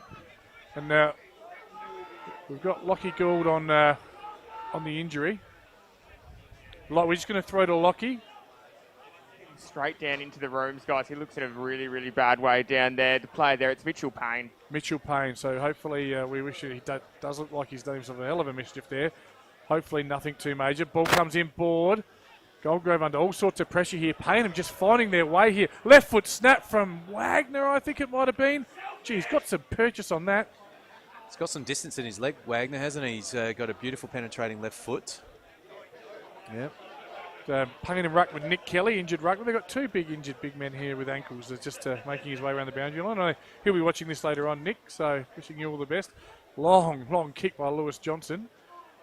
And again, Lewis Johnson hasn't been able to get damaging ball, but here's Shenton, the Panther, striding through the middle, looks for and finds Pascoe, but drops what he should have taken, and Dobson there to clean it up. And at the moment, everything's coming up. Payneham, here's Sparkles. He goes long, but that's all Golden Grove down there. Coming in, taking a beautiful intercept mark was the Golden Grove player, and just settling it down, saying, easy boys. We're 27 minutes in, and good, sensible play by Thatcher. Certainly has impressed me there. Much needed that intercept mark, wasn't it, Tommy? If they scored on the rebound there, Payneham, it just would have been a big energy boost for them as well after Pascoe dropped the mark inside 50 for Golden Grove. Yes. It's a 14-point lead here to the Falcons. And I think they're just playing out the quarter here, Golden Grove. Oh, dangerous kick. Looks for and finds his teammate, Pittman. The pit ball goes short. They've actually worked this out pretty well. They'll probably go the long one down the line now. No. Looks for one more. Does it well. They've got to 65 out. I don't think they're going to take too much risk. They do. And there is half-time in this one. It is Golden Grove 1 goal 9. Payneham 4 goals 5. A 14-point lead to the Falcons as we go into half-time. It's time to have a listen to some of our great sponsors. We'll be back after this break.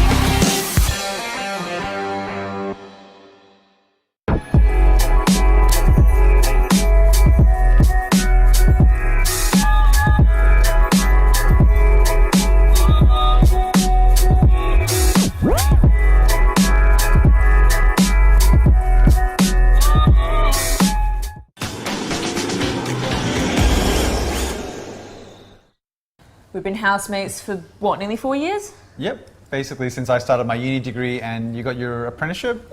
It's been really good. Like, it's the little things, you know? Like, one of us is always around to house it when the other goes on holiday. And one of us is always ready to help the other out of jam. I don't know. Yeah, happen again. It's usually me. My HECS debt doesn't leave a lot of room for holidays or working transportation or food. But it's worth all the debt, right? No. But what about your debt? Debt isn't a problem for me. I get paid to learn.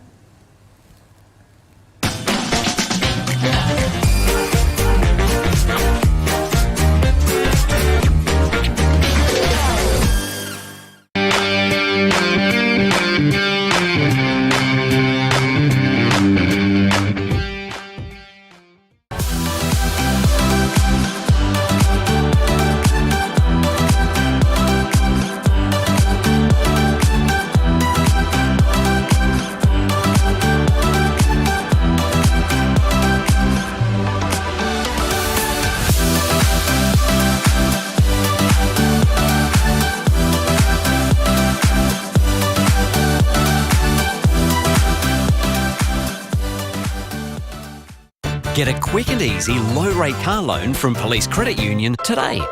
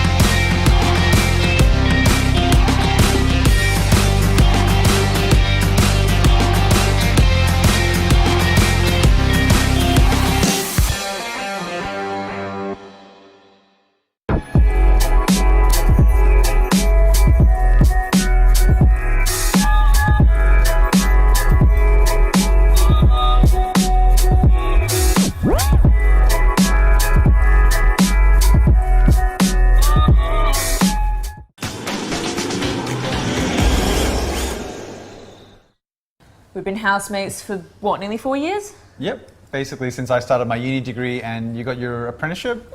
It's been really good. Like, it's the little things, you know? Like, one of us is always around to house it when the other goes on holiday. And one of us is always ready to help the other out of jam. I don't know. Yeah, happen again. It's usually me. My HECS debt doesn't leave a lot of room for holidays or working transportation or food. But it's worth all the debt, right? No. But what about your debt? Debt isn't a problem for me. I get paid to learn.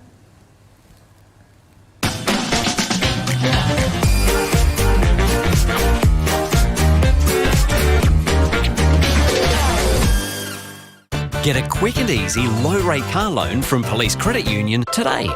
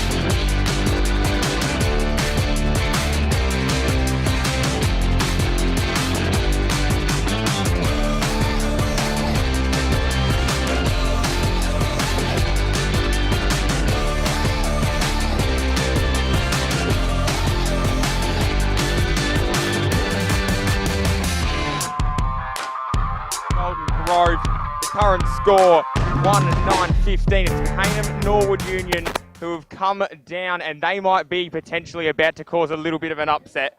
4-5-29 is their score. As it's been an interesting first half. I think as we said at the beginning of the game, it's always going to be about the contest. It's still about the contest. But for mine, Golden Grove, they've got to clean up the way they're going inside forward 50 and about their accuracy as well. Payneham are about to come out onto the ground. They're just waiting for all their players to get back into it as well. And here they come out onto the ground. Payneham Norwood Union, if they just keep on keeping on, they're going to do an absolutely brilliant job.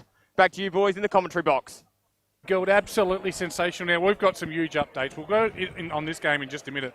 But Adam Jeffries, let's just start with your call on that's a hens night.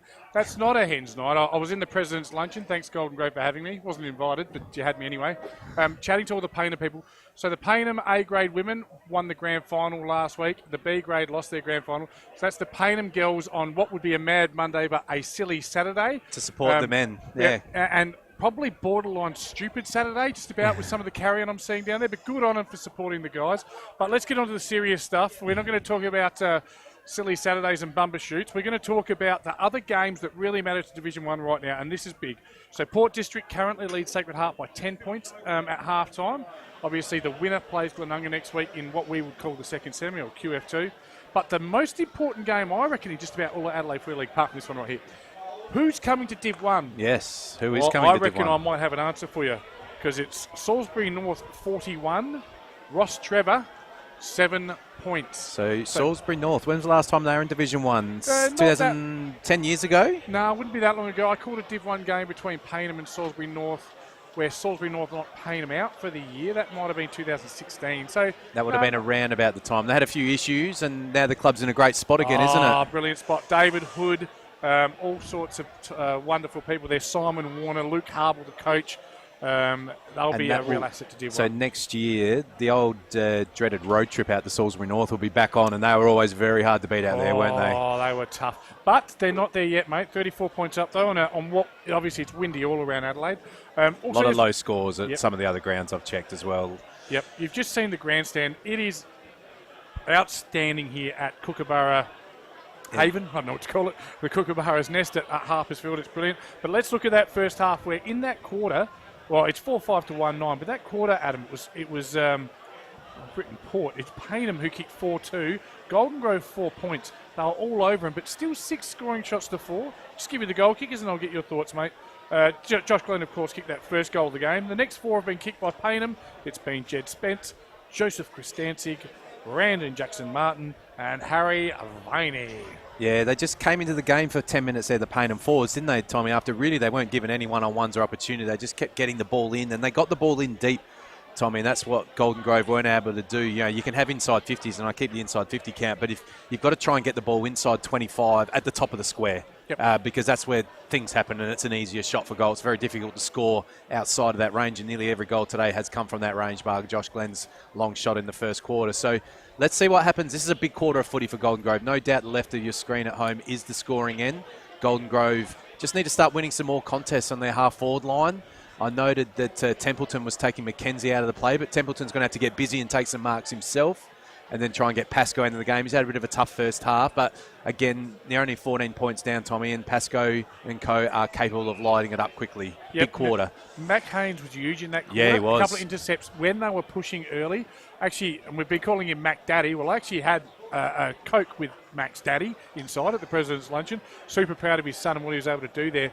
Once he stopped and curtailed those forward thrusts, it was Spence, Ant Giannini and Matty Nunn who took a bit of control and gave some quality forward usage. Yeah, you were right. The Payneham midfielders who got a lot of contested ball in the first quarter, they got the ball in space in the second quarter, and they got some nice looks to their forwards who were able to go to work.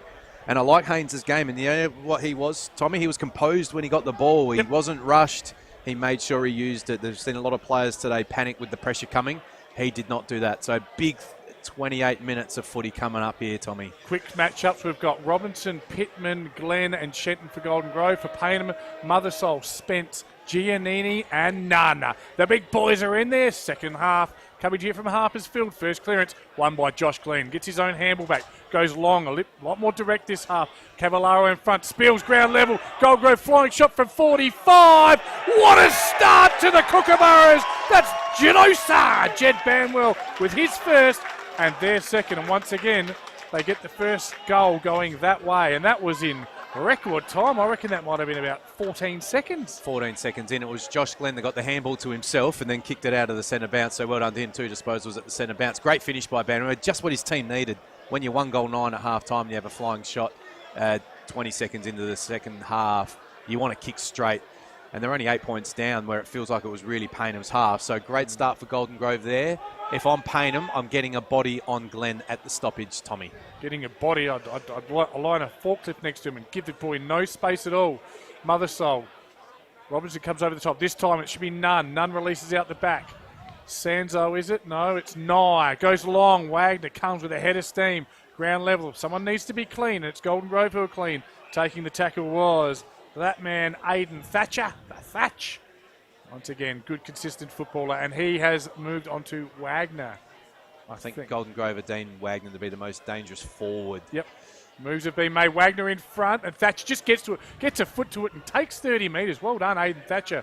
Shenton, he's beaten for it by Nye. Giannini, chain of handballs. Don't take too many handballs. Get it long. That's what Matty Nunn does. Goes long. Oh, Hodges was in a great position. Spills to Jackson Martin. To Spence. Spence ducks, weaves, left foot from 50. Goal square, goal square, goal square, goal! And that's a candidate for our Born to Build goal of the day. Was that Jed Spence? That was Spence, and he's been a really good player today, Tommy, hasn't he? He's got a lot of the ball. That's his second goal, I believe, as well. He kicked a long set shot to get him going. And look how he just shrugged the tackle here on the left peg, if you don't mind, for a right footer into the breeze. That's a contender, Tommy. That is not easy to do by Spence. He's had a great game, and that's a great reply to the quick Golden Grove goal early in this third quarter. Those Cowgirls are doing the old Payneham cheer squad. No, hey, we could cheer better than them. Probably we didn't look as good. As we have a ball up here, Mother Soul in ruck with Robinson. Robinson gets it knocked out of his hands by Spence, the most important player on the ground at the moment. Ball bobbles though. Here comes Pittman. Pittman gets a handball to Glenn, their most important player. He'll go long and direct again. It seemed to work last time. And a great strong mark there. That's Templeton. Yes. So called for that. I'm the Messiah, Tommy. I thought Templeton needed to get involved in the game. Like I said, he clearly was doing a defensive role on Mackenzie in that second quarter. He was running where the ball ain't to take Mackenzie away. But he's a good player, and they need him to bob up. Good contested mark for him there. We've got a goal fest early, Tommy, if you can stop this in the third. Raining goals. Templeton from 45, deliberate approach. Line of body at the goals. Gives it a little bit of... pushes it out to the far side. Just a bit of, what would you call that? You call that in golfing term a bit of a slice, wasn't it? A bit of a fade. A bit of fade, was it? Either way, there was a point. And this will be Mackenzie, won't it, from fullback? Taking the kicking duty. Watch for that left-footed laser. And just drills it to Viney. And out on the full. Just a little bit too much carried egg on that one. And Cavallaro will get the free. He'll roll around on the right, I reckon. He's not lining up for a shot. Umpire says go around. Then he just says don't worry about it, actually. Needs to try and go corridor here, Tommy. Not get sucked into the pocket with his kick. Yep. Goes for the little hit-up kick. Nice one. Just getting away from his opponent there. Jed Spence trailed him in, but it was Templeton. Templeton again. He lost Shirley in that one. He's playing that role well, isn't he, now? So Mackenzie's taking the kick out, and he's probably defending the goal line there, and he's just let up at the ball. Great play by Cavallaro too. Great composure. Along with about 300 Golden Grove supporters. I'm right behind this one, left post. Hung it out to the left where it has been coming back, but the wind has just died down a touch, as you might have seen by the trees, and Golden Grove continue to be inaccurate, and it could be their undoing. Well, it will be their undoing if they don't straighten it up. Mackenzie this time. It was near centimetre perfect. Oh, that's a dangerous kick to Sanzo, but Sanzo does enough to get in the right position. He'll go to Shirley. Shirley will get on his left and release. Will he? No, he's held up. What are you seeing around the ground, Adam? Yeah, I'm seeing the game just already. I know it's only been a couple of minutes, Tommy. It's just opened up a fraction, hasn't it, from the first half pressure. Maybe the breeze has dropped a little bit. Might have to get a boundary report soon. Yep. Well done, Jackson Martin. Goes long. Wagner's out as well. He could probably do worse things than to go back and have a shot here from 50. His very best kick will get it if he aims at that right post. Of course, he played league football for Nord, so the boy knows how to kick a football. He's a left footer, so he can wheel around on that arc just a little bit. And when he hooks it, the breeze will bring it back. His best kick will result in a major here. Tentacles Tom, the Jeremy Cameron of Payneham, high up and under. It won't come back enough. It's near, though. You did say it did come to fruition, though, didn't it, Adam? Dipped a lot, didn't it? Come back, yes. And we've got a boundary report from the intrepid Lockie Gould.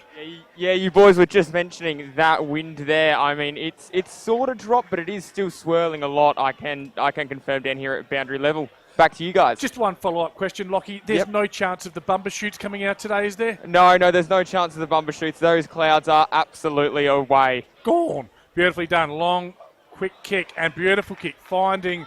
Here they come. Is that Cavallaro? One bounce, a second bounce.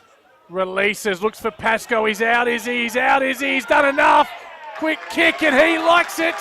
That's end to end. That's coast to coast. When you go coast to the coast, you get the most. Well done, Golden Grove. The Kookaburras are back and they're just starting to release and get their game going, Adam Jeffries. Yeah, certainly this game has opened up, hasn't it, Tommy? So we saw Payneham go coast to coast for the shot on goal, and then from the kick out, there was Templeton who's taken the mark. So he's certainly, the coach might have said, hey, Temps, we need you in this quarter. He's already had 3 disposals, got them going. Cavallaro, again, composure, Tommy. He was going to kick the ball, but he had time and space. He bounced, and then Pasco was leading at the kicker. He was out of duck out the back, and Cavallaro saw him and just put it to his advantage. Michael Cavallaro, very impressive. Composure, Tommy. Yeah, he used to play a lot of AFL 9s as a kid, Cavallaro. God, he was annoying to play against. He'd buzz around, but he turned into a good footballer, hasn't he? As the umpire has found an infringement. It's the boundary umpire, is it? And it's going Payneham's way. None. Good stopping there by Gold Grove. I think that was running in. Sorry, Tommy. I think that was running in too early. Sorry, it wasn't an infringement at the centre bounce. That's all right. Here's Spence. Spence's looked dangerous. Did he have it? Umpire says yes. Now they'll release. Pittman goes wider to Johnson. Had a lot of his kicks down back today. Goes long down the line. Pasco edged out of it, but holds his body strong. Great strength there from the former Nord. Strong man. Long down the line. Payneham in best position. Players scragging. And it'll be escorted out there by that man Cavallaro, the little Cav. Of course, his parents are harness trainers. Drivers. They're involved in harness racing, I'll just say that. And he's been an important player so far, Cavallaro. Best friends with Aidan Thatcher down back, and of course Corey Durden at Carlton. So, bit of connection there. Golden Grove produced many an AFL player. Quick kick out the ruck, beautifully done. That would have been our goal of the day, our born to build goal of the day. Was that Dixon out the ruck? I think that was Slater. Was it? Yeah, with the long hair. Yeah, just beat everybody and hit the post. Yep. Nice kick there by McKenzie. Safe, no risk in that. Payneham. See, they're just happier to take the short kicks now, Tommy, aren't they? That breeze must have just dropped a smidge. And probably just take a measure of control back in the game. What they don't want is this game exploding into a goal for goal, because I think they've got more weapons, Golden Grove. Dangerous kick was that Viney. It's an ugly looking kick. Good pressure there, and just escorting it out was McKelvey. And they makes his acquaintance there with none. Ball in. It's well done, umpire. Quick play. Mother Soul wins the tap. Ball bobbing around with numbers. It's Golden Grove. They missed the ball at Giannini. What a pickup. Gives it to Nunn. He dances through. Back to Giannini. Gets it long down the line. Here's Hodges. No, good spoil by Golden Grove there, and they should have scored it out. And it's bobbled round right near the edge. That's actually off his foot, but the umpire says, ball it in. Just forward of the wing there for Payneham, Adam Jeffries. Hodges is the one that hasn't really been able to get in the game yet, Tommy. And the other week when their ruckman went down, he actually rucked and he was really good with his athleticism and ground level play. So that might be a move that Coach Cheney looks at. Rucked last week as well. I think he had a quick squirt in there in the first half. Right, leading in the ball. It's a good play there. That was the Beetle, Josh Harble. But it's all Payneham back there. Shirley takes possession, needs a Shepherd. Gets it. He'll swing onto that left. Go bang. Goes long. Good kick. What a mark there. Tentacles. Jeremy Cameron, Tommy Wagner, nice football. Now he just slow it down a bit, gives it off to McKenzie. He'll get on that left foot. He should chisel one and does. Looks like Johnny Gia up there. It is at half forward. Had the week off as the runner last week. Releases the handball. Back to McKenzie. Why wouldn't you? Spence Tell you what, really well worked there. He'll have a shot 35, 40 metres out. He's had a sider already. I thought with the play onto the left leggers, Tommy, they were just going wider and wider, but it worked out, didn't it? Yep. But when Mackenzie's got it, generally his team gets it next, don't they? So, and the ball's not drifting out of bounds, so that breeze has certainly dropped, and we're seeing a few marks being taken in that pocket now rather than drifting out. That man Spence, he'll be feeling good now, Tommy. He missed his first 2 shots, kicked his last 2, so for a midfielder, his 5th shot on goal. Yeah, and if Matty Nix was talking about Brad McKenzie, his DNA is good ball usage, something like that. But Jed Spence will line up from 40 metres out, high up and under. Will it come back? No, it won't. It's near side. Very hard to see from this angle. Apologies if I got anyone excited there. Nearly did the BT where you just get excited over absolutely nothing for no reason at all. But goal umpire moved late there, didn't he? He sort of was standing waiting for it to go over his hat, and then he said, we'll move as Johnson's going the big long ball down the guts again. Right into the tea saucer, as they say. Good contest there. Dobson wins it down. Matty Nye, Johnny on the spot. Oh, a little bit of afters there. They didn't like it. I didn't like it. But Andrew Crosby didn't want it. He'll just bowl it up. So let's play footy. Hodges will take it quickly. Jacob Campbell gets low and gets caught high. Young Fred there. Look for the handball out the back here and does give it to Giannini. Good, clever play. That is a disco biscuit if I've ever seen. We're just floating like a tea saucer. Comes out off Wagner's foot. Good pick up there, but dropped again there. Good play, Jackson Martin. Awkward, but nearly effective. And it was, who got the ball out? It was, I haven't called his name much, 19-year-old Grant Catalano. Just didn't have to win the ball out there. Jackson. And here's Lockie Gould on the boundary. Update here on the Mitchell Payne. Got a bit of an update on the Mitchell Payne situation, boys. So what's happened here is he's got some damage to either his ribs or his cartilage, and he'll be out for the rest of the game. Okay. So one player down now. Yeah, of course. Golden Grove. Teams of 22 though, as we just see Pittman come off for Shenton. Look at that ball. Swirly ball taken by Banwell. He'll go long and direct. Look for Pascoe. Strong hands. Dobson right with it. Oh no, he's done a hammy. And it allows Pascoe to push up, and he's in all sorts there. That could be a big injury because he's done a great job on Pascoe so far, hasn't he? But he certainly came up short and grabbed the hammy there, and he needs an interchange. Yep, and it meant they were one short at the contest and allowed Josh Glenn to get the ball from right where he kicked the first goal of the game, the opening goal of the game. He'll line up from just outside 50 on that left, straight in front. Gives it a ride, near side maybe. It is near side to him, not to us, far side to us. Minor score. That would be 1-4 for Glenn now. So that's Dodson that might have the potential hammy. He's not.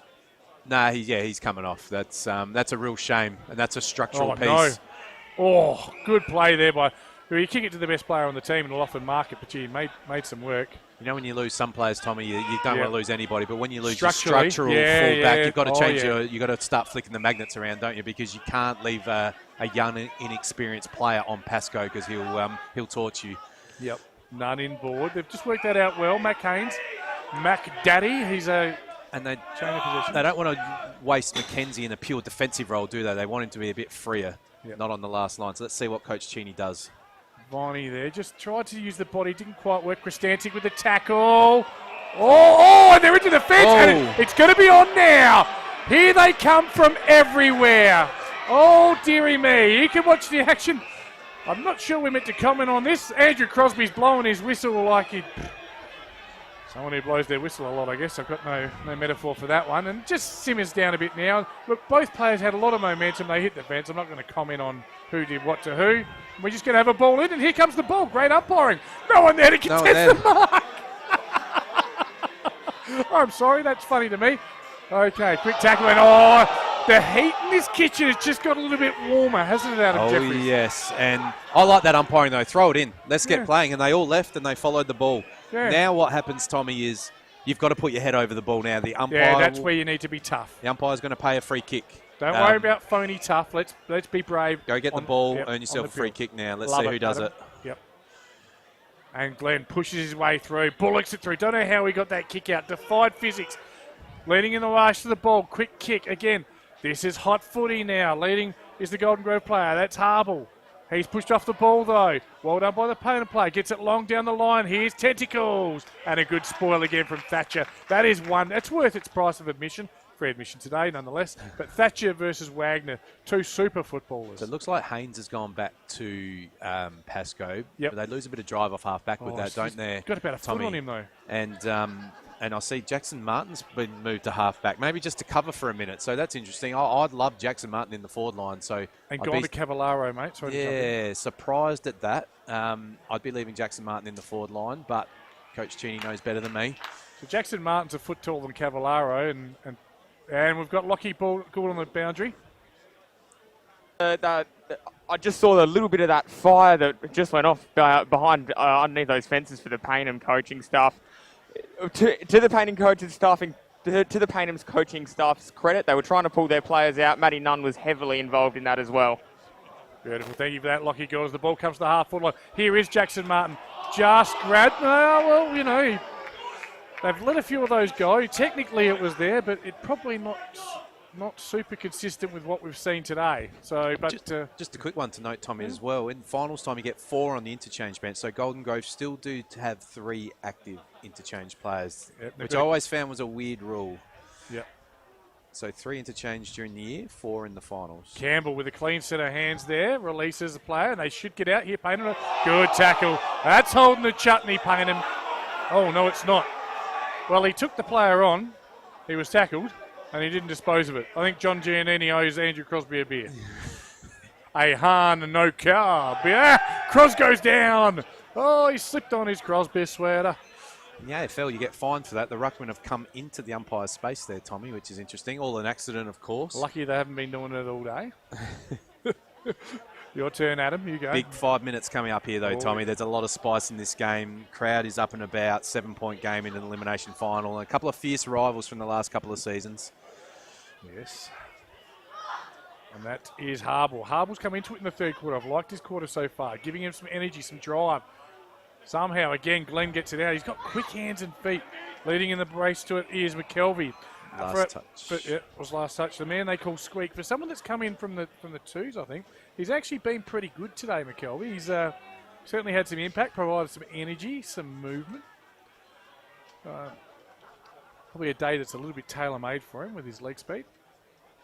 And I will say a good effort from Lockie Gould not to get involved in the scrap on the boundary line as well. He was going to go bust. He was going to go cash some checks and break some necks. But anyway, here comes Golden Grove. They look a lot more dangerous going forward, but it's all Payneham back there. Nye has best position, forces a spoil. Payneham with the numbers, but it flicks out to Golden Grove. Oh, just well done, Jackson Martin. Just beeline the ball and got it out the danger area and then came through. Missed the tackle. Nearly took someone with him. High up and under. Golden Grove with numbers here. Pascoe, just drops it this way, that away. Bang! He's taken front on and they both bob up. Might have been Banwell and Jackson Martin. Bit of a clash there. And again, Tentacles Wagner just providing that down the line contest. And it allows Payneham to come. Might be young Fred Campbell there. He also goes down the line. Chris Dancing nearly loses his feet, but keeps him in the end. He's got soccer skills. He's a former soccer player. He's clever. This way, that way. He dances. He handballs. Despite the crowd of ball. Plenty of Crow supporters in the crowd, clearly. And we're going to have finally a stoppage out on the outer side, 16 metres out. Adam Jeffries, just one quick one for you. It's hard not to look at 3:13 and go, oh, you only get X amounts of chances. Yeah, it's only a problem if they don't get up at the end of the day. They're only 7 Thanks for that, brother. 7 points behind. They're well and truly in this game. I think the breeze has switched around as well, Tommy. Lewis Johnson kicked the ball inside 50 before to the left of your screen, and it held up immensely, and he's normally got great carry on the kick. Here they go. Nice little inboard handball. Awkward-looking kick, running onto it again. It's like Matty Nye, but they're out now. They're out, and they've got the release play. Is that Glenn? Yep. You don't want it in his hands. If he takes possession, he's dangerous. Inside. Keeps him off his left, though. Back to him. Now he's on his left. 35 metres out. 1 goal, 5, 1 out on the full for Josh Glenn. He is potentially the best player on the ground, but you say Spencer's been better because he's converted. Yeah, and for mine, though, I don't think Payneham can keep rolling the dice, so Tommy, and let him have time and space so he will hit the scoreboard or set his teammates up for goal assists eventually. Once you've had 7 shots on goal, though, and you've only kicked 1, there's no doubt, I've been there myself, it gets in your head. You get in your own head, and that's what he can't let happen. And it's all Slater there. Oh, but the ball will put it down to the carry. Oh, Hodges takes out his Golden Grove opponent. But they've got the ball still. It goes long again. Ball just carries. Catalano. Cute little inside-out kick. Probably needed a left foot there. Johnson will probably win it. He does. He's calm. He'll hit up a target and does. All the way about 3 kilometres away from us. We'll have a look through the binos. Might be Josh Arbel. And this is where it's difficult with the ball. Just drops short, just inside 50. Whoa! Up and down before acceptances. And that's a free kick every day of the week. He didn't get near the ball. The Golden Grove supporters you can see there's a bit of edginess about this quarter, isn't there? He was saying he was tunnelled underneath that, but I think the umpire got that decision right. He was tunnelled on top of his shoulders. And I think is it Shirley? No, it's not Shirley with it. It's Mackenzie with that left foot. He's come into it again in the third. Beautiful looking kick. Oh, Viney! That's a good mark. He hasn't done a lot, but what he has done has been significant and important. All he needs to do is make a contest. Yep. Couple of marks, couple of goals, and he's had a good day out, hasn't he? Yeah. It's hard being a tall forward in these windy, low-scoring Division 1 finals. Can't help but think he probably could be a touch fitter. You just like to see him get to more contests. But anyway, it's Golden Grove now. They'll come out. That beautiful, well, it's not a beautiful looking kick. It's an effective kick. Shenton just drops another one. And Glenn is wrapped up. He's so strong in the core. We saw him before the game, and I comment to you, the thighs, the legs. I mean, he's had those years in the AFL and sample systems. They make you strong. Hard man to tackle. Yes. Spence, been quieter this quarter. Back to Mackenzie. He hasn't. Left foot, long down the line. Here's Viney again. Makes a contest of it somewhat, but it's going to spill out and be a Golden Grove relieving free kick. And in quicker than a hiccup in the blink. No, we're in the 22nd minute mark of the quarter. And what started off all Golden Grove, they've actually done enough and fought back, Payneham. 6 points of difference. Well, we had that goal fest in the first 5 minutes, and we haven't had one since, have we, Tommy? So big, I keep saying it, but the big 5 minutes coming up. We've got 7 more big 5 minutes. Yes. Tell you what, it's a new grandstand, but these boys might rip it down. They're not happy with that decision. It was Matty Nye taking the mark. I think some of the supporters thought there was a push. And a good mark taken back there by LJ Lewis Johnson. He's been very good. Oh, dangerous kick. Good pressure there, but no. Oh, the Bronx cheers. Been doing it all day. Oh, the good Bronx cheers. Yeah. Have you been to Specsavers? And here they come. Is that Slater? Not sure, but long kick on the inside, but it's all Brandon. Wow. Now, that is a Bianco mark of the day contender because he's gone back where Angels fear to tread. And Sparkles gets the ball. He's inspired today, Jackson Martin. He normally bobs in and out of matches. He's been at half-back for 15 minutes, Tom, and he's gone back with a flight beautifully there. Well done to him. Looks for Spencer, finds him. We're just going to go down to Lockie Gould. He's got something for us on the boundary. Blake Dodson is done at the minute, guys. He is not coming back out onto the field. You just mentioned him then, but they have just moved Brendan Jackson Martin back down there for the time being. Yep. Fantastic. Thank you for that, Lockie. Appreciate that as we just go back to the play now. Shenton, ball bounces awkwardly. Spencer's there. Plays for a free kick, doesn't get it. Quick kick there, well done by Banwell. Giannini shrugs, weaves, handball, turns it over. Danger. They've got the ball here. Chain of handballs is at Pittman, but Pittman looks blindly and Shirley is back there. And Shirley, he'd like to have his time again because he's kicked it straight to the man. The former gridiron punter and punts that one long down the line. Here's Matty Nunn. He's clever. He dodges, he weaves, he stays upright with those strong hips. Overlap handball through the middle now. Spence. Oh, that's in the act of kicking, I thought. And Andrew Crosby says, no, you can have it down here in the pocket. Be downfield. This has been the hardest spot on the ground to kick a goal from today, Tommy. Not sure who's got it. Not a lot in that, but probably didn't need to do it either, Tommy. It's one of those ones. No, I wouldn't have done it. So the problem is you need to go give away the right post, but then it's holding up as well. So it does make it, as you said, the hardest place on the ground to kick a goal. This is where you need a dart to the top of the square, Tommy. Or you just put it through post height. That's what I would do, but... Is this young Freddie Campbell? It is young Freddie Campbell. The brick, he had a shot from 55 earlier, so he probably feels like he's got the distance. And he's put it high, and it's going to land short. They fly. Ground level, ball to be won. Flying through Kristansig. Oh, he's met with a big tackle, and he's gone. No. Umpire says, no, you're not. It's got a late little handball out there he's calling, Tommy. Yep. And I tell you what, the amber fluid, the Hahn no carbs kicking in for the locals here, and they've got plenty to say. Quick kick one, inside out kick. He has it, has he? He has! That absolutely, without a shadow of a doubt, is that Catalano? our Born to Build goal of the week. Tell me who it was, I please. think it was Catalano. It's a long way from us. Let's have another look at it. Have a look at the replay here, Adam Jeffries. That's just drifted back on the breeze Catalano, beautifully. Yep. right foot inside out, check side, puts it up. The breeze takes it, and that one there makes it very, very interesting. It's a 14-point lead to the Falcons. We can't pick anything today, Adam Jeffries. The last thing I picked that worked was my nose. But we did pick the first goal scorer, but it is the Falcons at the moment, and I'm going to come back to it, mate. It's 17 scoring shots to 14, and that's you can't miss those goals. Lockie Gould. Yeah, boys, just having a look up at the other game as well. The current score is Shock 4-5-29. Port Districts are 9-10-64. Port District versus Glenunga next week. That's interesting. Of course, the winner of this one will play Sacred Heart, assuming it goes to script, Sacred Heart, and that one will be at Sacred Heart Senior School. Oh, umpire, yes, Guernsey's tugged there, absolutely. Free kick, Golden Grove. And the Golden Grove face will say, yeah, about bloody time. And quick handball out. Dixon, he's under pressure, he's gone! Oh, no, he's paid the free from the back. Tell you what, young Fred Campbell was Johnny on the spot there. Not 25, where are you going, son? It is 25, It is 25. Pardon me. Got out of jail there, Golden Grove. They love to play the handball game. Their ruckman will not kick it. They'll handball to the runners.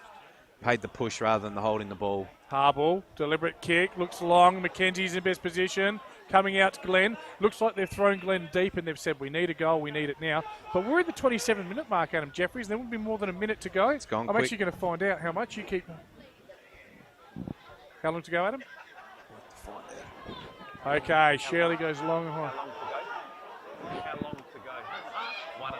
1.5 minutes left. 90 seconds, Tommy. Yeah, lots of stoppages. Oh, a very clever play. Good play there to stop and not run through his opponent. Payneham will roll everyone back here. They don't want to concede a late goal. This will be a nice literally little buffer. every player behind the ball for Payneham. Goes long, and they've got the numbers. And well done, Catalano. Just having a nice little purple patch here. We talked about it on days like today. And 25. I think the umpire's getting some feedback. Yeah, that was for a bit of abuse. Not sure why. It looked like a standard intercept mark. Got to keep your composure, Tommy. You're allowed to get frustrated, but you know this is a difference. You can lock the ball in your half, and now they can clear. Catalano goes wide to the wing. Not the best of kicks, and Shenton will eat that for breakfast. Oh, he comes inboard. You can't let him inboard. And here it is, danger times, because here's Glenn on his left. Hits up, looks for Pascoe, but it's all Payneham there leading in the race to the ball. Pascoe butters up again, goes well. Good pick up there, getting very low and searching for the... Oh, no. That is shortening. I call it shortening when you drop your body, but it goes both ways. Jed Banwell gets the ball. You see it all the time in the AFL. You see it in every league now. Players basically losing their height when they take possession, so there's nowhere to get them but high. You've got to be awake to it, you've got to be smart to it. You see it all the time. It's not I'm really not a high tackle, criticising is the it? player No. at all. He won the ball, and the way he chooses to take possession is his business.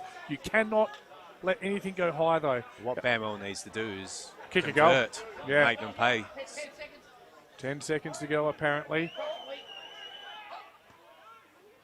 It's close, it's near. I think it might be through. It is. Banwell makes a moment and creates some interest here. We've got a 6-point ball game. Golden Grove 4-14. Payneham North Union 6 goals 8 as we have a look at the goal. A replay from 50. Just goes to show, mate, they can be kicked at either end. And a very nice finish. And that's why the free kick, whether it's there or not, is almost irrelevant. You just got to convert, don't you, Tommy? And that's what it's this irrelevant game... now, and he kicked it, and he kicked his second as well. So he's having quite the day here. As you can just see us up there on commentary, can you? Not quite. We're nearly in shot. Crowd is on the edge of their seats here, Tommy. Yep. I think we're going to have a siren just before we get a clearance here. Yeah, we are.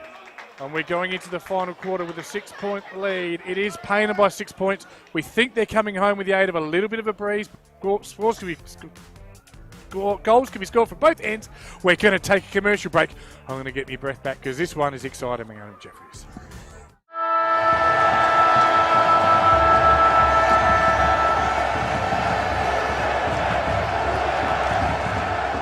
Get a quick and easy low-rate car loan from Police Credit Union today.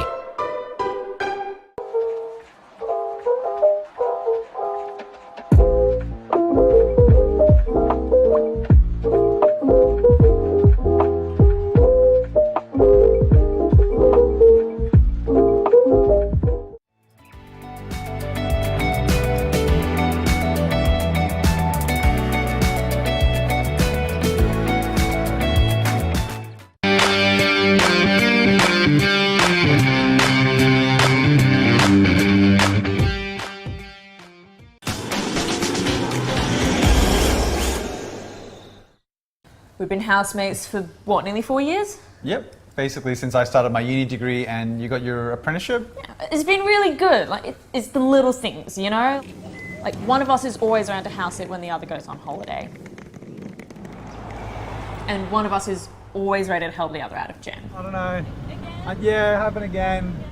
It's usually me. My HEC stat doesn't leave a lot of room for holidays or working transportation or food.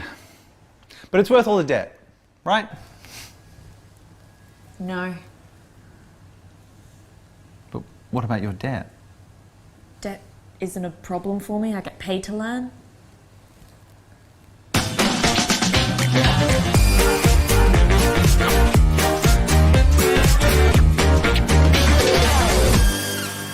You belong in blue. Apply for a career with South Australia Police.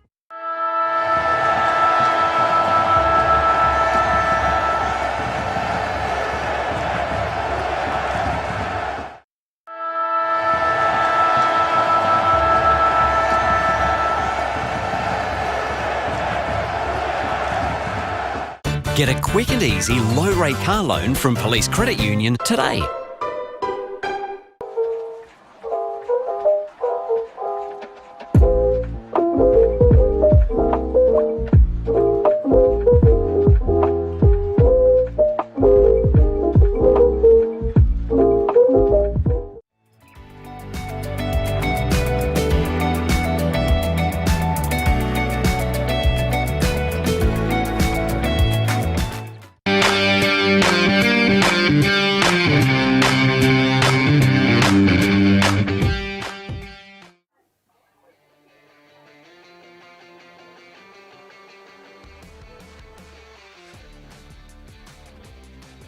Well, here we are, ladies and gentlemen, back here at Harper's Field. It's fantastic to have your company because let me tell you, it's been a very interesting huddles.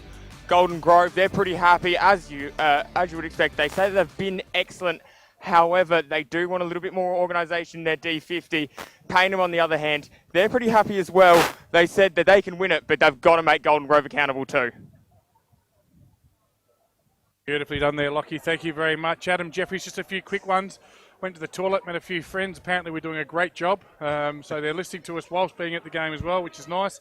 Got a message from the CEO of the league, John Kernahan. Thought it was going to be the pink slip, but no, enjoying it at home. And James Rhoda, former president of Payneham, is somewhere in the Greek islands in Crete. He's a lawyer, so he's rich. Enjoying the stream, and she's going to be a close finish, Jim. So I'll look forward to talking about with you during the week. Your thoughts on that quarter, mate? Yeah, shout out to John Kernahan, great man, leading the league, and it's a fantastic competition, the Division 1. So if I put my coach's hat on now, Tommy, I'm coaching, it's a 6-point ball game. I'm worried about the opposition guns getting it done. So if I'm Coach Cheney, I need to send somebody to Johnston, just get close to him and put his kicks under pressure, and we must put pressure on Glenn. We can't just hope that Glenn's going to miss the shots on goal and we'll win. So let's hope that that's the way I'm thinking. I'm putting someone on their guns. But for mine, Payneham have been super solid all day, haven't they? And now, Richard said he puts Jackson Martin back in the forward line. He hasn't. He's staying behind the ball. He can be a match winner. So Payneham need to find 3 goals. If they find 3 goals, they'll win this game. Golden Grove are capable of a 4 and 5 goal quarter. So she's going to be game on. But for mine, Payneham, I'm looking to shut down the guns of Golden Grove. And sometimes the old adage, Tommy, make somebody else beat you. Don't let Michael Jordan take the last shot. Make somebody else beat you, and let's see what happens here. Pittman, Glenn, Shenton and Dixon going in the middle for Golden Grove. Mothersole, Spence, Giannini and Nunn. Nothing new to see here. I'll tell you where there is new stuff to see. Port District 64 leads Sacred Heart 34. The winner of this game will play Sacred Heart next week. And welcome to Division 2, I think, without going too early. Salisbury North lead by 30 points on a wet, windy day, or on a windy day in poor conditions. They lead by about 30, 34 points. I've just gone off the page now over Ross Trevor at Salisbury North. I expect them to get the job done. So it's like Shirley's at fullback now. Don't underestimate the injury to Dodson, the hamstring. That's a bad one for Payneham. Adam Jeffries, who wins from here? Payneham, 6 points. I'll stick with Golden Grove. And Golden Grove will get the first clearance. Dixon, Jana Hambles again. Finds Banwell, who's been very good. He's contributed to the scoreboard, but kicks that wide. Back to business like early days. First 2 quarters, that happened all the first sort of 5-6 minutes. Like they were almost just playing for time a little bit. And I'll tell you what, Golden Grove don't want to leave till later what they could do. He's done the Russell Lee, but handball to himself. He has. I have not seen that in quite a while. Was that Jackson Martin? Yes, it was. Put that one in the highlights reel for tomorrow. Hugo from Between the Posts, our editor and producer here. It's been impressive, Jackson Martin, today. Looks for, it's interesting. It's a bump in the back. Umpire said ball was in 5 metres, and I guess it's really well played by number 31. That is Dobie. Backwards. Look for and finding Ingram. Haven't called his name too many times, the big fella. Looks for Cavallaro. Good hands. Strong hands. And a bit of afters. The umpire says, no, that's okay. It was, I think it might have been Scrigmore, the scrimmer. Just made sure he earned it. Made sure he earned it. Cavallaro said, I don't know where massages here. Not sure he's got the distance in here, Tommy, but we saw in the third quarter his composure going inside 50 was great. He'll look to spot up a pass here. I think he's going to have a shot, mate. I think the breeze has dropped just a touch, and this is the easier side of the ground. So he's going to have a go, wheel out and go from 52. Gives it plenty. Oh, Cavallaro! And Javor. And scores are level. For God's sake, don't let it be a draw. Made me look foolish, Tommy. I didn't think he had the range, Cavallaro. He's a great player. I didn't think he had a 52-metre set shot in the last quarter of a final in him, but well done, Tim. It was a great man. It was sticky hands on the lead, wasn't it? And great set shot. That breeze certainly has dropped. That wouldn't have happened in the first quarter. Great kick by Cavallaro, though. Definitely dropped off a little bit, mate. And if anything, it almost looks like it's going that way. But Cavallaro, that's Ford Craft. The strong mark, the big goal. That's what you want. He knew he had the range. Maybe they're aware of the breeze. He looked for the short pass in the third. This time he took the shot. As you so well articulated before, 19 scoring shots to 14. Doesn't matter if they win, but they're Payneham is still in this one. Next goal, reasonably important. Centre clearance is won by Div 1 Dusty. I forgot his bloody name. Mackenzie comes out, though. He's been very good. See the difference there, Tommy? Giannini's all over him, whereas Glenn was running through. So no doubt Coach Cheney said, we've got to get some pressure on. Lock on. Yeah, got to lock on. And he's done that, and he's caused a turnover. High up and under. Ball doesn't hold up too much. So out the back here is Catalano. Open goal beckoning from 40. Catalano goes bang! The Falcons answer straight back. And I'll tell you what, as big a goal as you could ever want to kick that one, just could stall the momentum. I can tell you why that's important. So Catalano's playing on the wing on Johnston, but Johnston will just run around and do his own thing. Catalano's just gone forward at the right time. You can see Johnston go into the contest there. Ball carried out the back, and he's able to finish. So he's kicked the goal of the day in the third, and now kicked another goal. So this is a tough one for Lewis Johnston. He's the offensive weapon for Golden Grove, but his opponent's now kicked 2 goals on him. So now will he second guess himself? I don't think he will. He'll back himself to do his thing as he's done all season. Wouldn't want Catalano to kick another one though, would he? No, and that's the Russian roulette that he plays. Yep. Mothersole versus Dixon. The big men will fly. They crack into each other and they miss the ball, but Dixon gets it, wins it round. Handball smothered. Quick chain of hands. Here comes Shenton, the Panther. Lowers the eyes and hits Pascoe. Just falls short though. Gets it back somehow. Shades of Jarman 97 grand final there. Ball spills back out though. A hit and hope handball and Payneham will clear it now. Spence. Love the way he lowered the eyes there. Didn't quite get the desired result though. Ball spoiled. Wing position, 4-minute marks. This next 23 minutes of football, Adam Jeffries. This is why we love the Adelaide Footy League. This is why it's my favourite competition in the world, and this is why I'm coming back here next year. Yes, and we can say it's an important 5 minutes coming up, Tommy, for both teams. You'd think so. Special comments, Captain Obvious. Spence, quick hands. Sorry, mate, I shouldn't take the PI number 5, but you're going to have fun, don't you? And Thatcher, he's been very good all day. Just taken timely intercepts, Thatcher, hasn't he? He hasn't had big numbers, but just when they've needed one, there he goes, kick into the man. Could be a big turnover here. Wagner's a good user. High up and under, they need to compete. No, up and down Christancy, that should be a free kick, but nothing doing. Here's Catalano again. He does win it, does he? Does. Oh, cops it up with the handball though, and they'll go long. Down the wing, though, that might bounce out. Can they get a touch on it? Shenton does very well just to get a touch and make sure it's not a free kick to Payneham. And on the wing position, we'll have a throw in. Catalano's doing the right thing. How he can hurt Johnston is by going forward. So he's playing a wing, but Johnston doesn't play that traditional wing. You can see now there's no wing. Johnston goes and plays on the ball. Catalano's going to follow him and try and make him pay when Payneham go inside 50. So what Johnston needs to do, Tommy, is go forward on Catalano and make him pay. Yep. If Johnson can kick a goal in this last quarter, will help his team win the game. Tackled at half forward. Good pressure there, Golden Grove. And one of those games at the moment. I've got to pinch myself and make sure I don't turn into a fan here, because you do want to just sit back and watch. It's exciting. It's tense. You can feel the local footy energy in the grandstand. There's a bit of a hush at the moment, waiting for the next contest. I'm not sure what the what the mics pick up, but the next time Golden Grove don't get a good decision, the grandstand roof could lift right off, and that real ulcer zone margin of 6 points. I don't like it. Get to 7 or 5. You're thinking extra time here today, Tommy. It is extra time if we... Free football. Mate, I'm on a set rate. I can't do extra time. You're on your own. Well, quick hands. And well done, Catalano again. Tell you what, he's having a quarter. Grant Catalano. That's a good mark by Wagner. It's part of the Nord under-18s, Catalano. And so obviously he's fit. Quick hands. None. Good play. Looks for Hodges, keeps his feet, springs like a cat. They call him the pair the two, and finds that man, the accountant, Beef Patty Sanzo. He will take a mark and line up from 45 metres out, and the defender has a chance to hit the scoreboard. It's good running, isn't it? When the ball, he's just on the fat side, just drifted down. Hodges stayed on his feet. Don't look at me when you say fat side. Hodges is not anymore, Tommy. Looking good, brother. But thanks. Great play by Hodges. He hasn't had a lot to do today, but he's set up a shot on goal here for his teammate. Probably not his strength, but if he hits that left post, this will drift through nicely. Looks all right, goes a little left, comes back, does it. Oh, Paddy Sanzo likes it, but the man in green doesn't. And Golden Grove say, good decision. Oh, the runner is beside himself. Either that or he's about to go into some sort of holistic prayer. I think they feel that just bent back late. Umpire's in perfect position. I was at Payneham for 17 years and I can wear that. You know. Johnson with the long kick out again. Good mark. Well done. Crucial there by Dodd. Oh, interception came with a thunder then. Brilliant play. Might have been Matt Haynes. He's clever, this man. Tries to don't argue. Does enough. And then hits the kick. Catalano again. Frontal handball. Spence, can he hit a target? Fat side. Mother soul.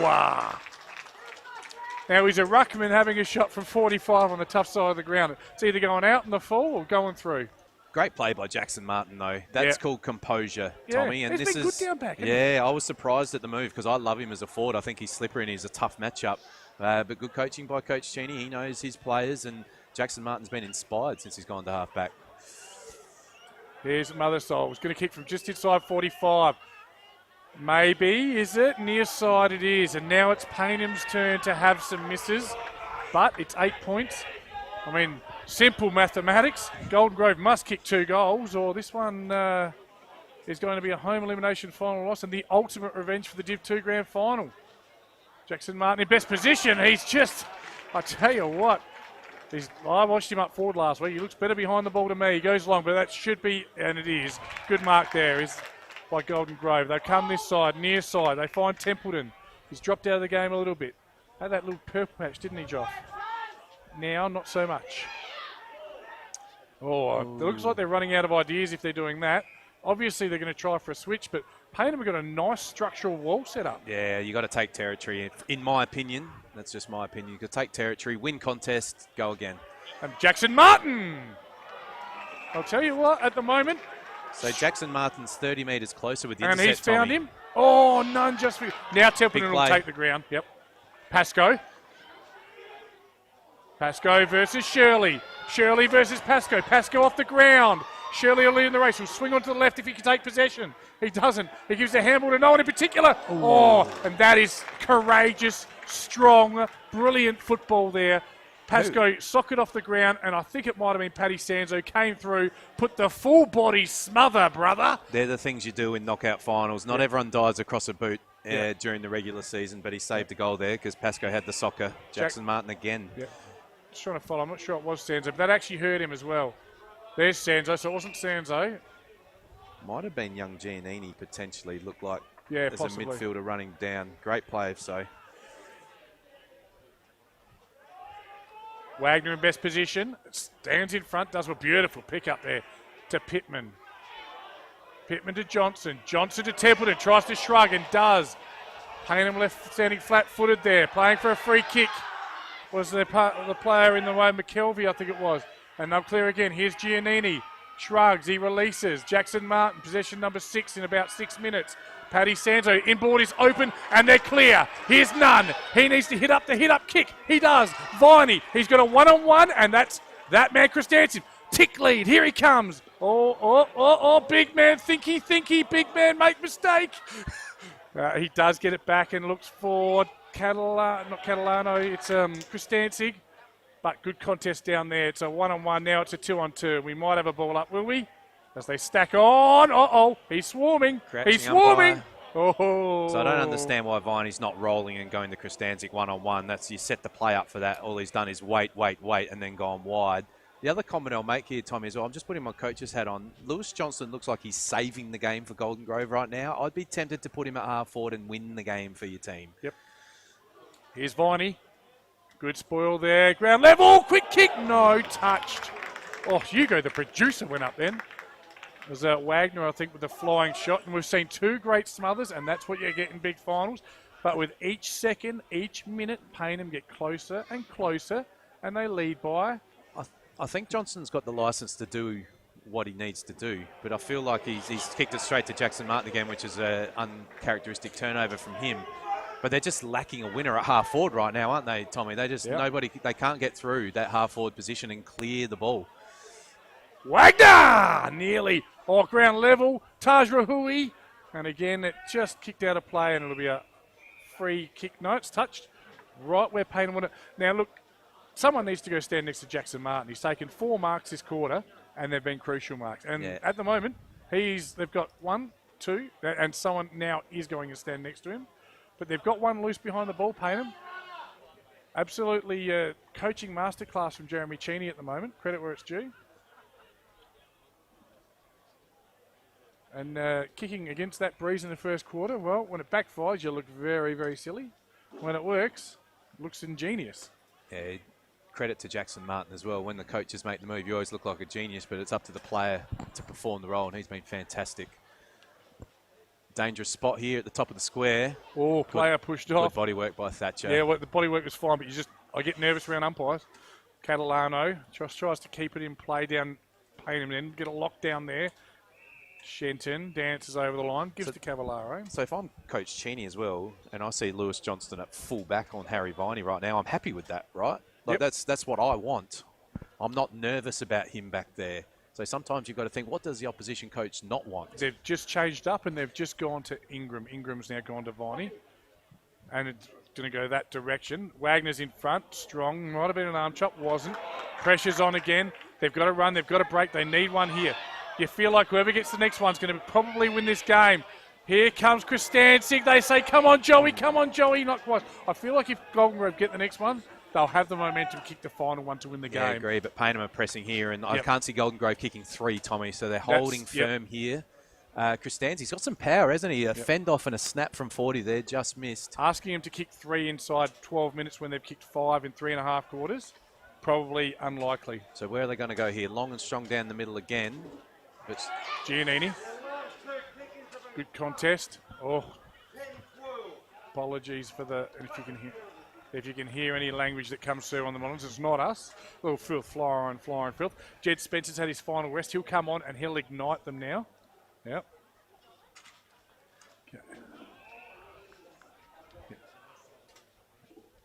Okay, well, Lockie Gould, are you down there somewhere? Lockie, what are we seeing down there, mate? Okay, Lockie's dead. I think Lockie's in with the Payneham girls, so we'll just watch the play here.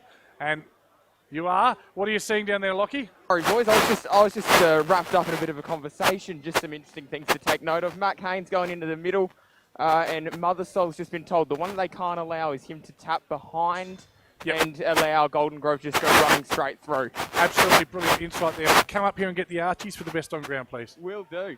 Good man. Yeah, great insight there. So they're not going to allow it to open up Adam Jeffries. So Golden Grove have defended grimly there. Now they've cleared the ball. Now that's their turn, Tommy, to press. They need to win some contests now. But Payneham again, out of the stoppage. We're out. Giannini, I think. Chain of handballs. Catalano's had a great last quarter. None. Quick kick, high up and under. One-on-one. Chris Danzig, he's dangerous at ground level. Gets a tap out. Well done. Here's Spence. We talked about him.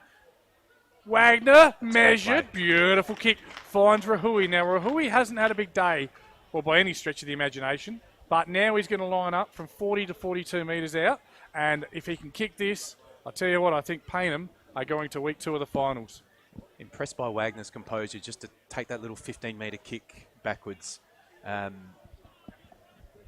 This can be a sealer potentially. I know there's still a long way to go, but like I said, we can't see Golden Grove kicking 3, so they need him to miss. It's a tricky shot with the breeze going across the face of the goal.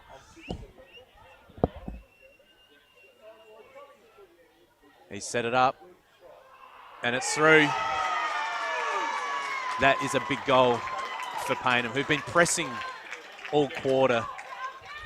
Set up by Wagner with the little kick back, and Tommy Javor, that was a fantastic set shot, really into the teeth of the breeze, the young fella. Made his moment count, and I tell you what, it's going to take an all-time comeback now, an all-time from Golden Grove. And look at the shoulders, they're slumped. Just quickly, Adam Jeffries, I've gone with that person there for the Archies at this stage, unless something dramatic happens. Archies are up for grabs though if you want them, Golden Grove. And I tell you what, 20 scoring shots to 19. So now do you pull the trigger and play your Johnstons, your Glens in the forward line? You can't save the game. Oh, Glenn's been down there the whole quarter. I'd almost throw Glenn in the middle. Here's Shenton. Gets the handball, but again, it's chopped off. Payneham have done that so well today. And Div 1 experience, it can mean a lot. They were only out of Div 2 for a year. And Big Viney, the big man. No need to rush this big fella. You've got 10 minutes of clever footy and you're home. Kicks to the open side. They've got the numbers. Got him. Wagner! Just kicked it beautifully to Wagner's side, didn't he? Well, just had the drop of the ball. Adam Jeffries, Tom Wagner's played for Nord. He's won a Division 1 premiership at Payneham. But this is the most important kick of his career, because if he kicks this one, it's game over. Yes, this is a sealer. Yep. And he's more than capable from this range. Distance is not a problem. Can he strike it in low? 40 metres out. Maybe 45. Fast approach. It's high. It's under. It's near side. Oh, a huge sigh of relief breathed by Golden Grove. But also a handy point, if I can embellish with that, making it 18 points. They now need to score 4 times Golden Grove. So now Payneham just go into tight defence. If Golden Grove can't score in the next couple of minutes, it is game over. Johnston again will try his luck with the long kick. Payneham have kicked 2 goals, 6 this quarter, so it's going to have to take a huge turnaround. Nearly a mark there to Payneham. And they're just around the contest. They've won the midfield battle, as both coaches said today. They've won it and they've controlled it. Jackson Martin fought his own footy in the last quarter. He spun. He releases the handball. Inside, Templeton goes outside. They need inside ball though, Golden Grove. That's where they're going to get him. We haven't been able to score. Neither team's been able to score going down that line today. No. And got to be smarter than that. We'd have around about, it's 18-minute mark. We might have 7-8 minutes time to go. But Adam Jeffries just checking with the time clock right now. The timers are next to us. Still 6.5 minutes to go, Tommy. So there is time for Golden Grove. They need a turnover and a score soon. Yep. I think that's right. Yeah. I reckon that score's wrong. The score's saying 16 points at the moment. Should be.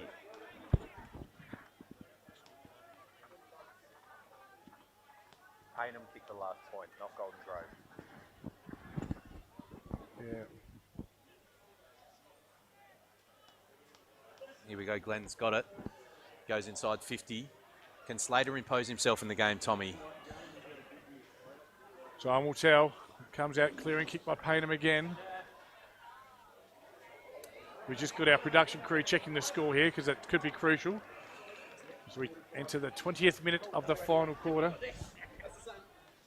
Yep, and there's the scoreboard correct. Sure the viewers are watching. Of course, thanks to our great viewers in Adelaide watching the stream. And everyone will be watching this later on. Maybe not the team that isn't victorious, but I know all the Payneham boys will be. But here comes Golden Grove. Flying shot from the 50 again. Awkward kick. Poor disposal. Their inside 50 efficiency, which was up last week, is down this week. Payneham should clear. They do. Here's Jackson Martin. Best on ground in the last quarter for sure. Running sideways. He's got the inboard man though. Again, just enough composure to go long. Here's Spence. Ball makes it forward. Young Freddie Campbell will come at a rate of knots. He'll pressure Johnson. Johnson just a hit and hope kick. Jackson Martin underneath it. Mac Daddy releases the ball. They've got time for think music. None. Nice little release to McKenzie. McKenzie to Sanzo. And look, we're talking about almost statistical improbabilities here. They've got control of the game here. This is Payneham to lose now, I think. Yeah, they don't need to go fast, do they, No. Tommy? They just need to get contest up the line. Boundary's their friend. Yep. Sanzo goes to centre half forward. Wagner will compete. Wagner brings it down. Spence at ground level. Giannini spins. He'll just take the tackle. They'll absorb the pressure. We've been told by our intrepid ground reporter, our ground marshal, groundsman Gouldy, they're going to keep it inside. They're not going to knock to the outside. They're not going to give free-flying play to Golden Grove. And, well, they're following the coach's instructions, the game plan. They're structured up beautifully, and it's all Payneham. Here's none. This way, that away. Oh, he's slippery. Inside out. Doesn't quite hit that final connection piece. Good mark. Thatcher read it well. They'll go out of sight. He'll look for Shenton. They've got to roll the dice now. It's going to be inboard and roll.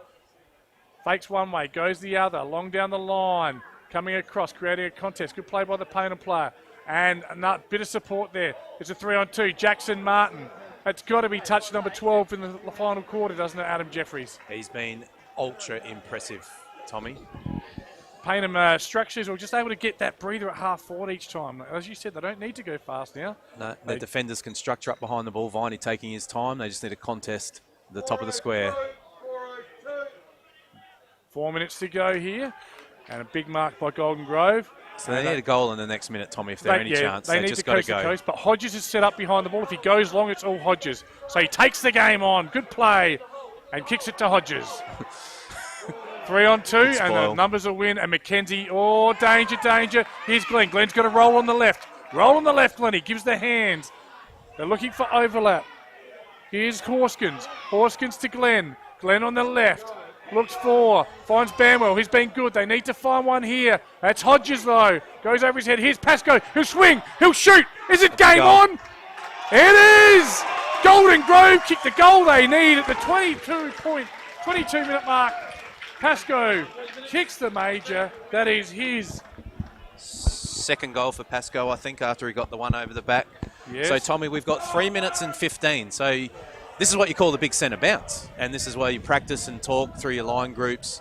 So first thing I'm thinking, if I'm Payneham, don't let Josh Glenn run through unattended. First thing I'm thinking. And they have thrown Glenn in the middle as a suggestion. I thought it was a good idea. You can see how nervous the supporters are. I tell you what, it is tense. So Glenn's the man.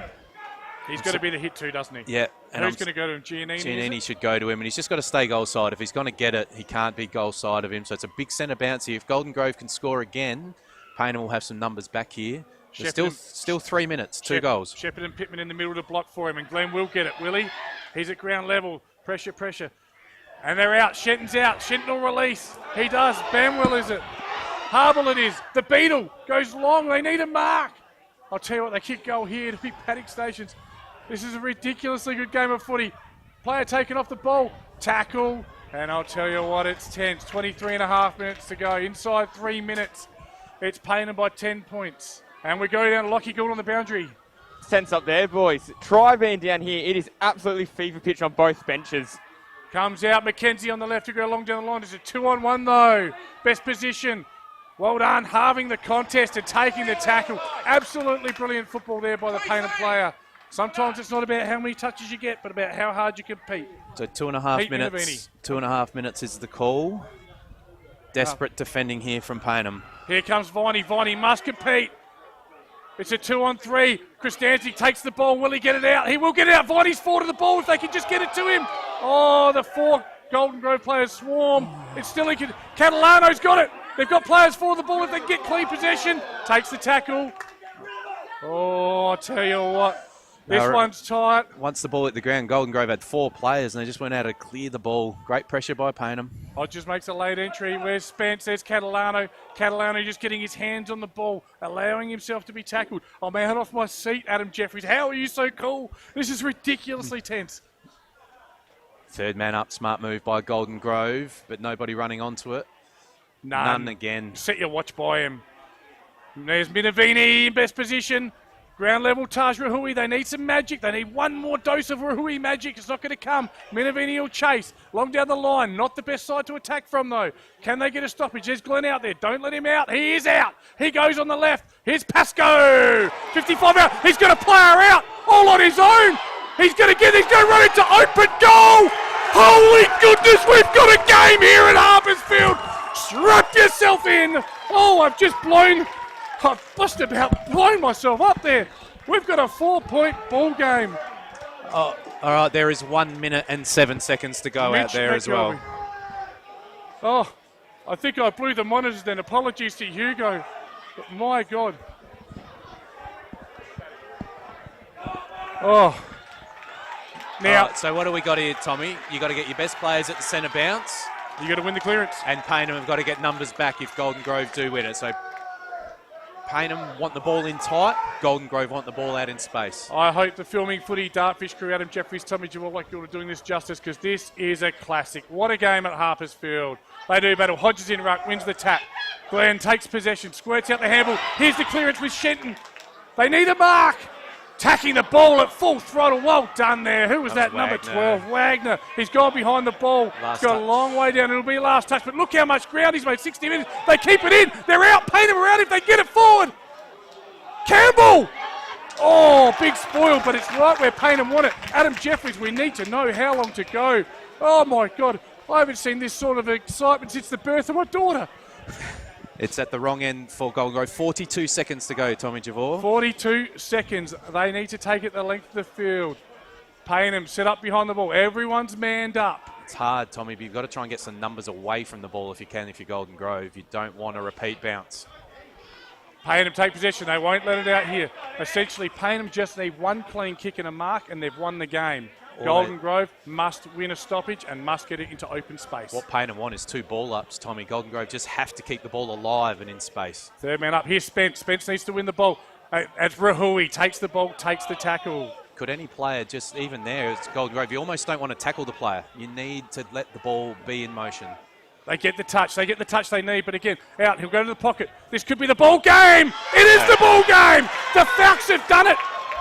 Kristancic, it hasn't been his day, but by God, it's his moment. He will milk the entire time up the clock. There's the siren. Your winner, the Payneham Norwood Union Falcons. Adam Jeffries, what a game of footy. I think my heart's just gone into cardiac arrest. Yeah, it's a great game. Well done to Golden Grove as well for kicking those last 2 and making a real fist of it. Kristancic for his second. It's all academic now. He misses. It's Payneham have won the game by 5 points. 62 plays 57. A better game of football, a better finish you could not wish for. We all tipped Golden Grove. We all got it wrong. As you said, congratulations to the Falcons. They're off to Sacred Heart next week for the semi-final. Yeah, well done to Payneham. Golden Grove, they just showed a bit of ticker there in the end, didn't they? They made it interesting, but Payneham just looked structured and set up for that last minute, didn't they? Wagner, who's usually the forward, got behind the ball and got the clearance, and once the ball was in Payneham's front 50, it was going to be hard for Golden Grove to clear with the sheer amount of numbers around the ball. Great game of footy. Not one all about skill, Tommy. That's heart and desire and taking your chances. Both teams had them through the day. Okay, we're just going to throw down to Lockie Gould, who's down on the boundary. Not yet. No, we're not going to throw down to Lockie Gould, as the umpires just make their way up the ground.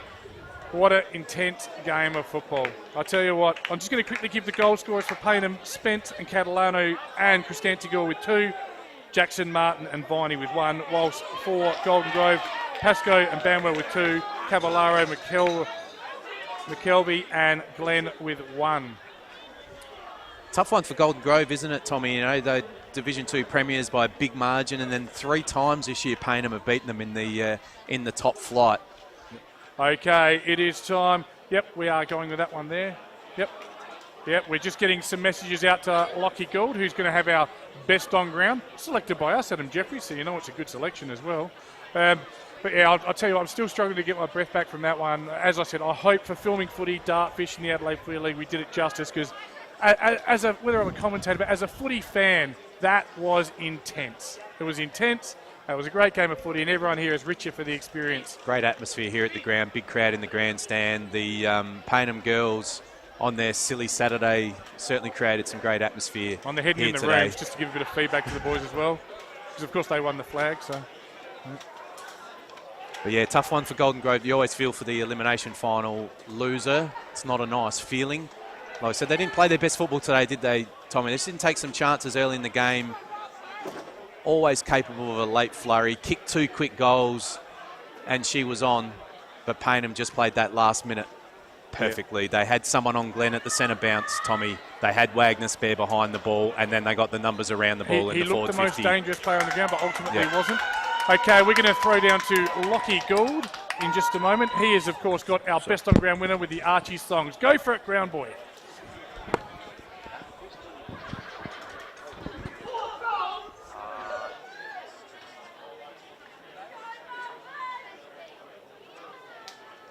Well, here we are down here, boys, with the best on ground winner, Jed Spence. Jed, mate, just your thoughts today around the game. It's a good contest, man. They're a really good team. And it's always a hard fight when we play them, so it's good to get the win and keep the season rolling. Yeah, absolutely. Now you move on. I don't know if you've seen the other game, but it's Sacred Heart you're going to be playing next week. Just your thoughts around them. Yeah, they're a good team as well, so I think for us to keep winning, we're just going to have to keep coming up against good teams, and they beat us twice this year, so we'll have to play well again. What have you made of the season so far? Obviously come up from Div 2, you're working hard, you're trying to get back into it. What have you made of the season so far, and coming up here, getting a win and going on to next week? Yeah, it's been good. We've had a few new players come on board this year, and it's been a good vibe around the club, so man, I'm just trying to have a bit of fun. Yeah, have a kick with my mates on Saturday, so that's the main thing. And yeah, hopefully we can keep winning. Well done, mate. Enjoy the songs. Thank you very much. There you go, guys. Back to you guys. Lockie, beautifully done. And congratulations to Jed Spence, kicked 2 goals. A fantastic 4-quarter game. I haven't got his stats. I'll have them on tomorrow's Between the Posts. That left foot goal was the beauty, wasn't it, Tommy? The goals were of such high quality, and so they shaped the game. And we're looking at some highlights now. I think James Moody's going to get in for the song, but also have a look at the Payneham faithful. The Payneham faithful, you watch them all the people we haven't seen in 10 years come out the woodwork now as well, mate. There'll be 3,000 people at the club tonight. There's Matty Nunn, the just leads the team off the ground. What an amazing performance. The boys are absolutely happy. There's hugs, there's kisses, all the dads are there, the brothers, Rob Fragamini, the B grade coach, the C grade coaches. And there's just a bit of byplay as well. There's probably no need for that at the moment, but they're just waving goodbye. Football does strange things to people, doesn't it, Tommy? It's the C grade actually, because the C grade of Golden Grove beat the C grade of Payneham earlier on. So they're just exchanging some opinions, which is great. I'm not sure what's happening with my chair here. I've got Lockie joining me. Is that what's happening? All right. Yes, sorry. Oh, Lockie's very loud now. His head set. Of course, all the Payneham girls down there. As I said, Letitia Ackland, former North player. But boys, it's time to have a little chat about the game. You were at ground level all day. Lockie, tell us how did it look from down there? It was pretty tense down there, I'm going to be honest, TJ. I mean, there was just absolutely all kinds of fire. We saw that massive fight over there against the fence, but I mean, it was just a fantastic game of football, to be honest. Both teams had their moments, but I think Payneham had their moment for the longest. Yeah, Adam Jeffries, the start of the day, the coach has said the most important part was the midfield battle, and I think Nunn, Spence and Giannini were the keys, and they won that midfield battle. Yeah, I agree with you, Tommy. Probably an area I thought maybe Golden Grove could get on top in, but I thought the Payneham midfield were really, really good. Spence was a great call, and you spoke pre-match, Tommy. You want your midfielders to get damaging possessions in the front half of the ground. That's not having a go at any other midfielder out there, but these are guys that's had 5 shots on goal, score assists, back in defence when his team needs him. Clever in and under, winning free kicks from the umpire. So well done to Spence. That was a good call on the player of the day. You don't feel for them. Golden Grove, they've had a great season. They've done a good job to recover, Tommy, from 3 and 6 to get back into 4th position and fight for almost the top 3 berths. So they've settled into Division 1 now, Golden Grove, and this one will sting. And I think Golden Grove will look to come back bigger and better. And then Payneham, they'll go on and they'll back themselves in against Sacred Heart next week, Tommy. Yeah, and boys, just the phone's running hot. Just getting a bit of feedback and a bit of a reminder that all 3 of us tipped Golden Grove today. And yep. I call myself the Div 1 expert, but we get a couple wrong every now and then. And look, I'm not going to lie, it was an upset win. Yeah. You and I looked at the form line, Adam, before the game, and everything suggested Golden Grove at home in their first Div 1 final, but it wasn't to be. I will say I was closest, though. I said Golden Grove by 3, so... Okay, claiming small victories here. It doesn't actually matter what you win by in a final, as long as you win. The next thing I want to talk about, boys, and how long have I got, Hugo? How many minutes? As long as I want. Beautiful. In the last quarter, the best man on the ground, I think, by an absolute country mile, the length of Flemington Straight, was Brandon Jackson Martin.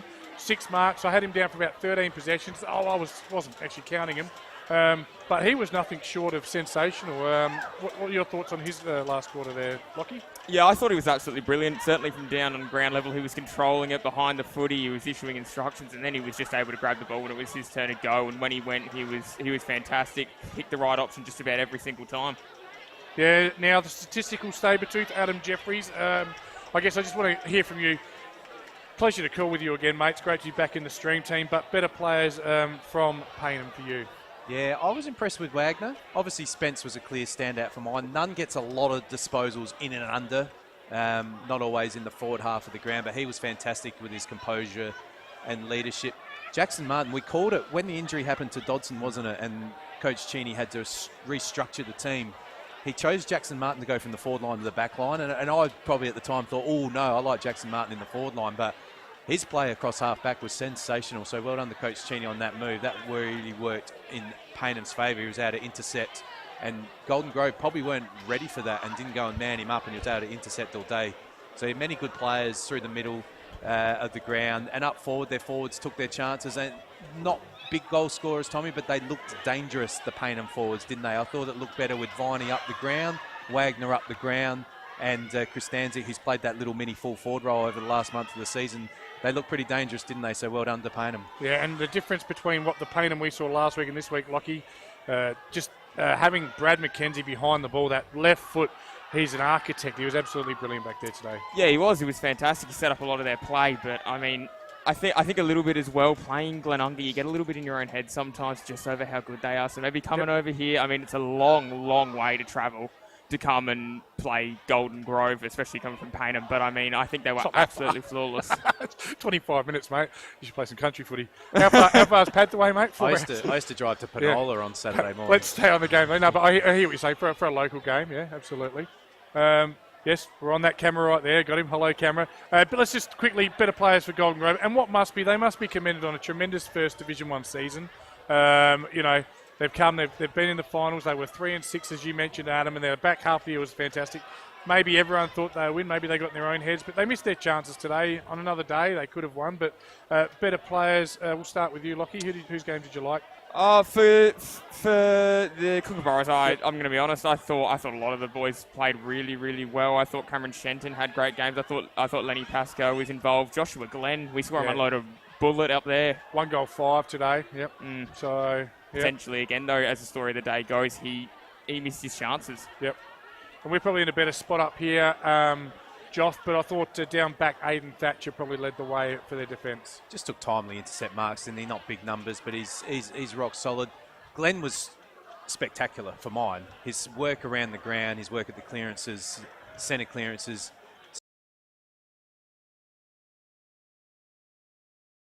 so much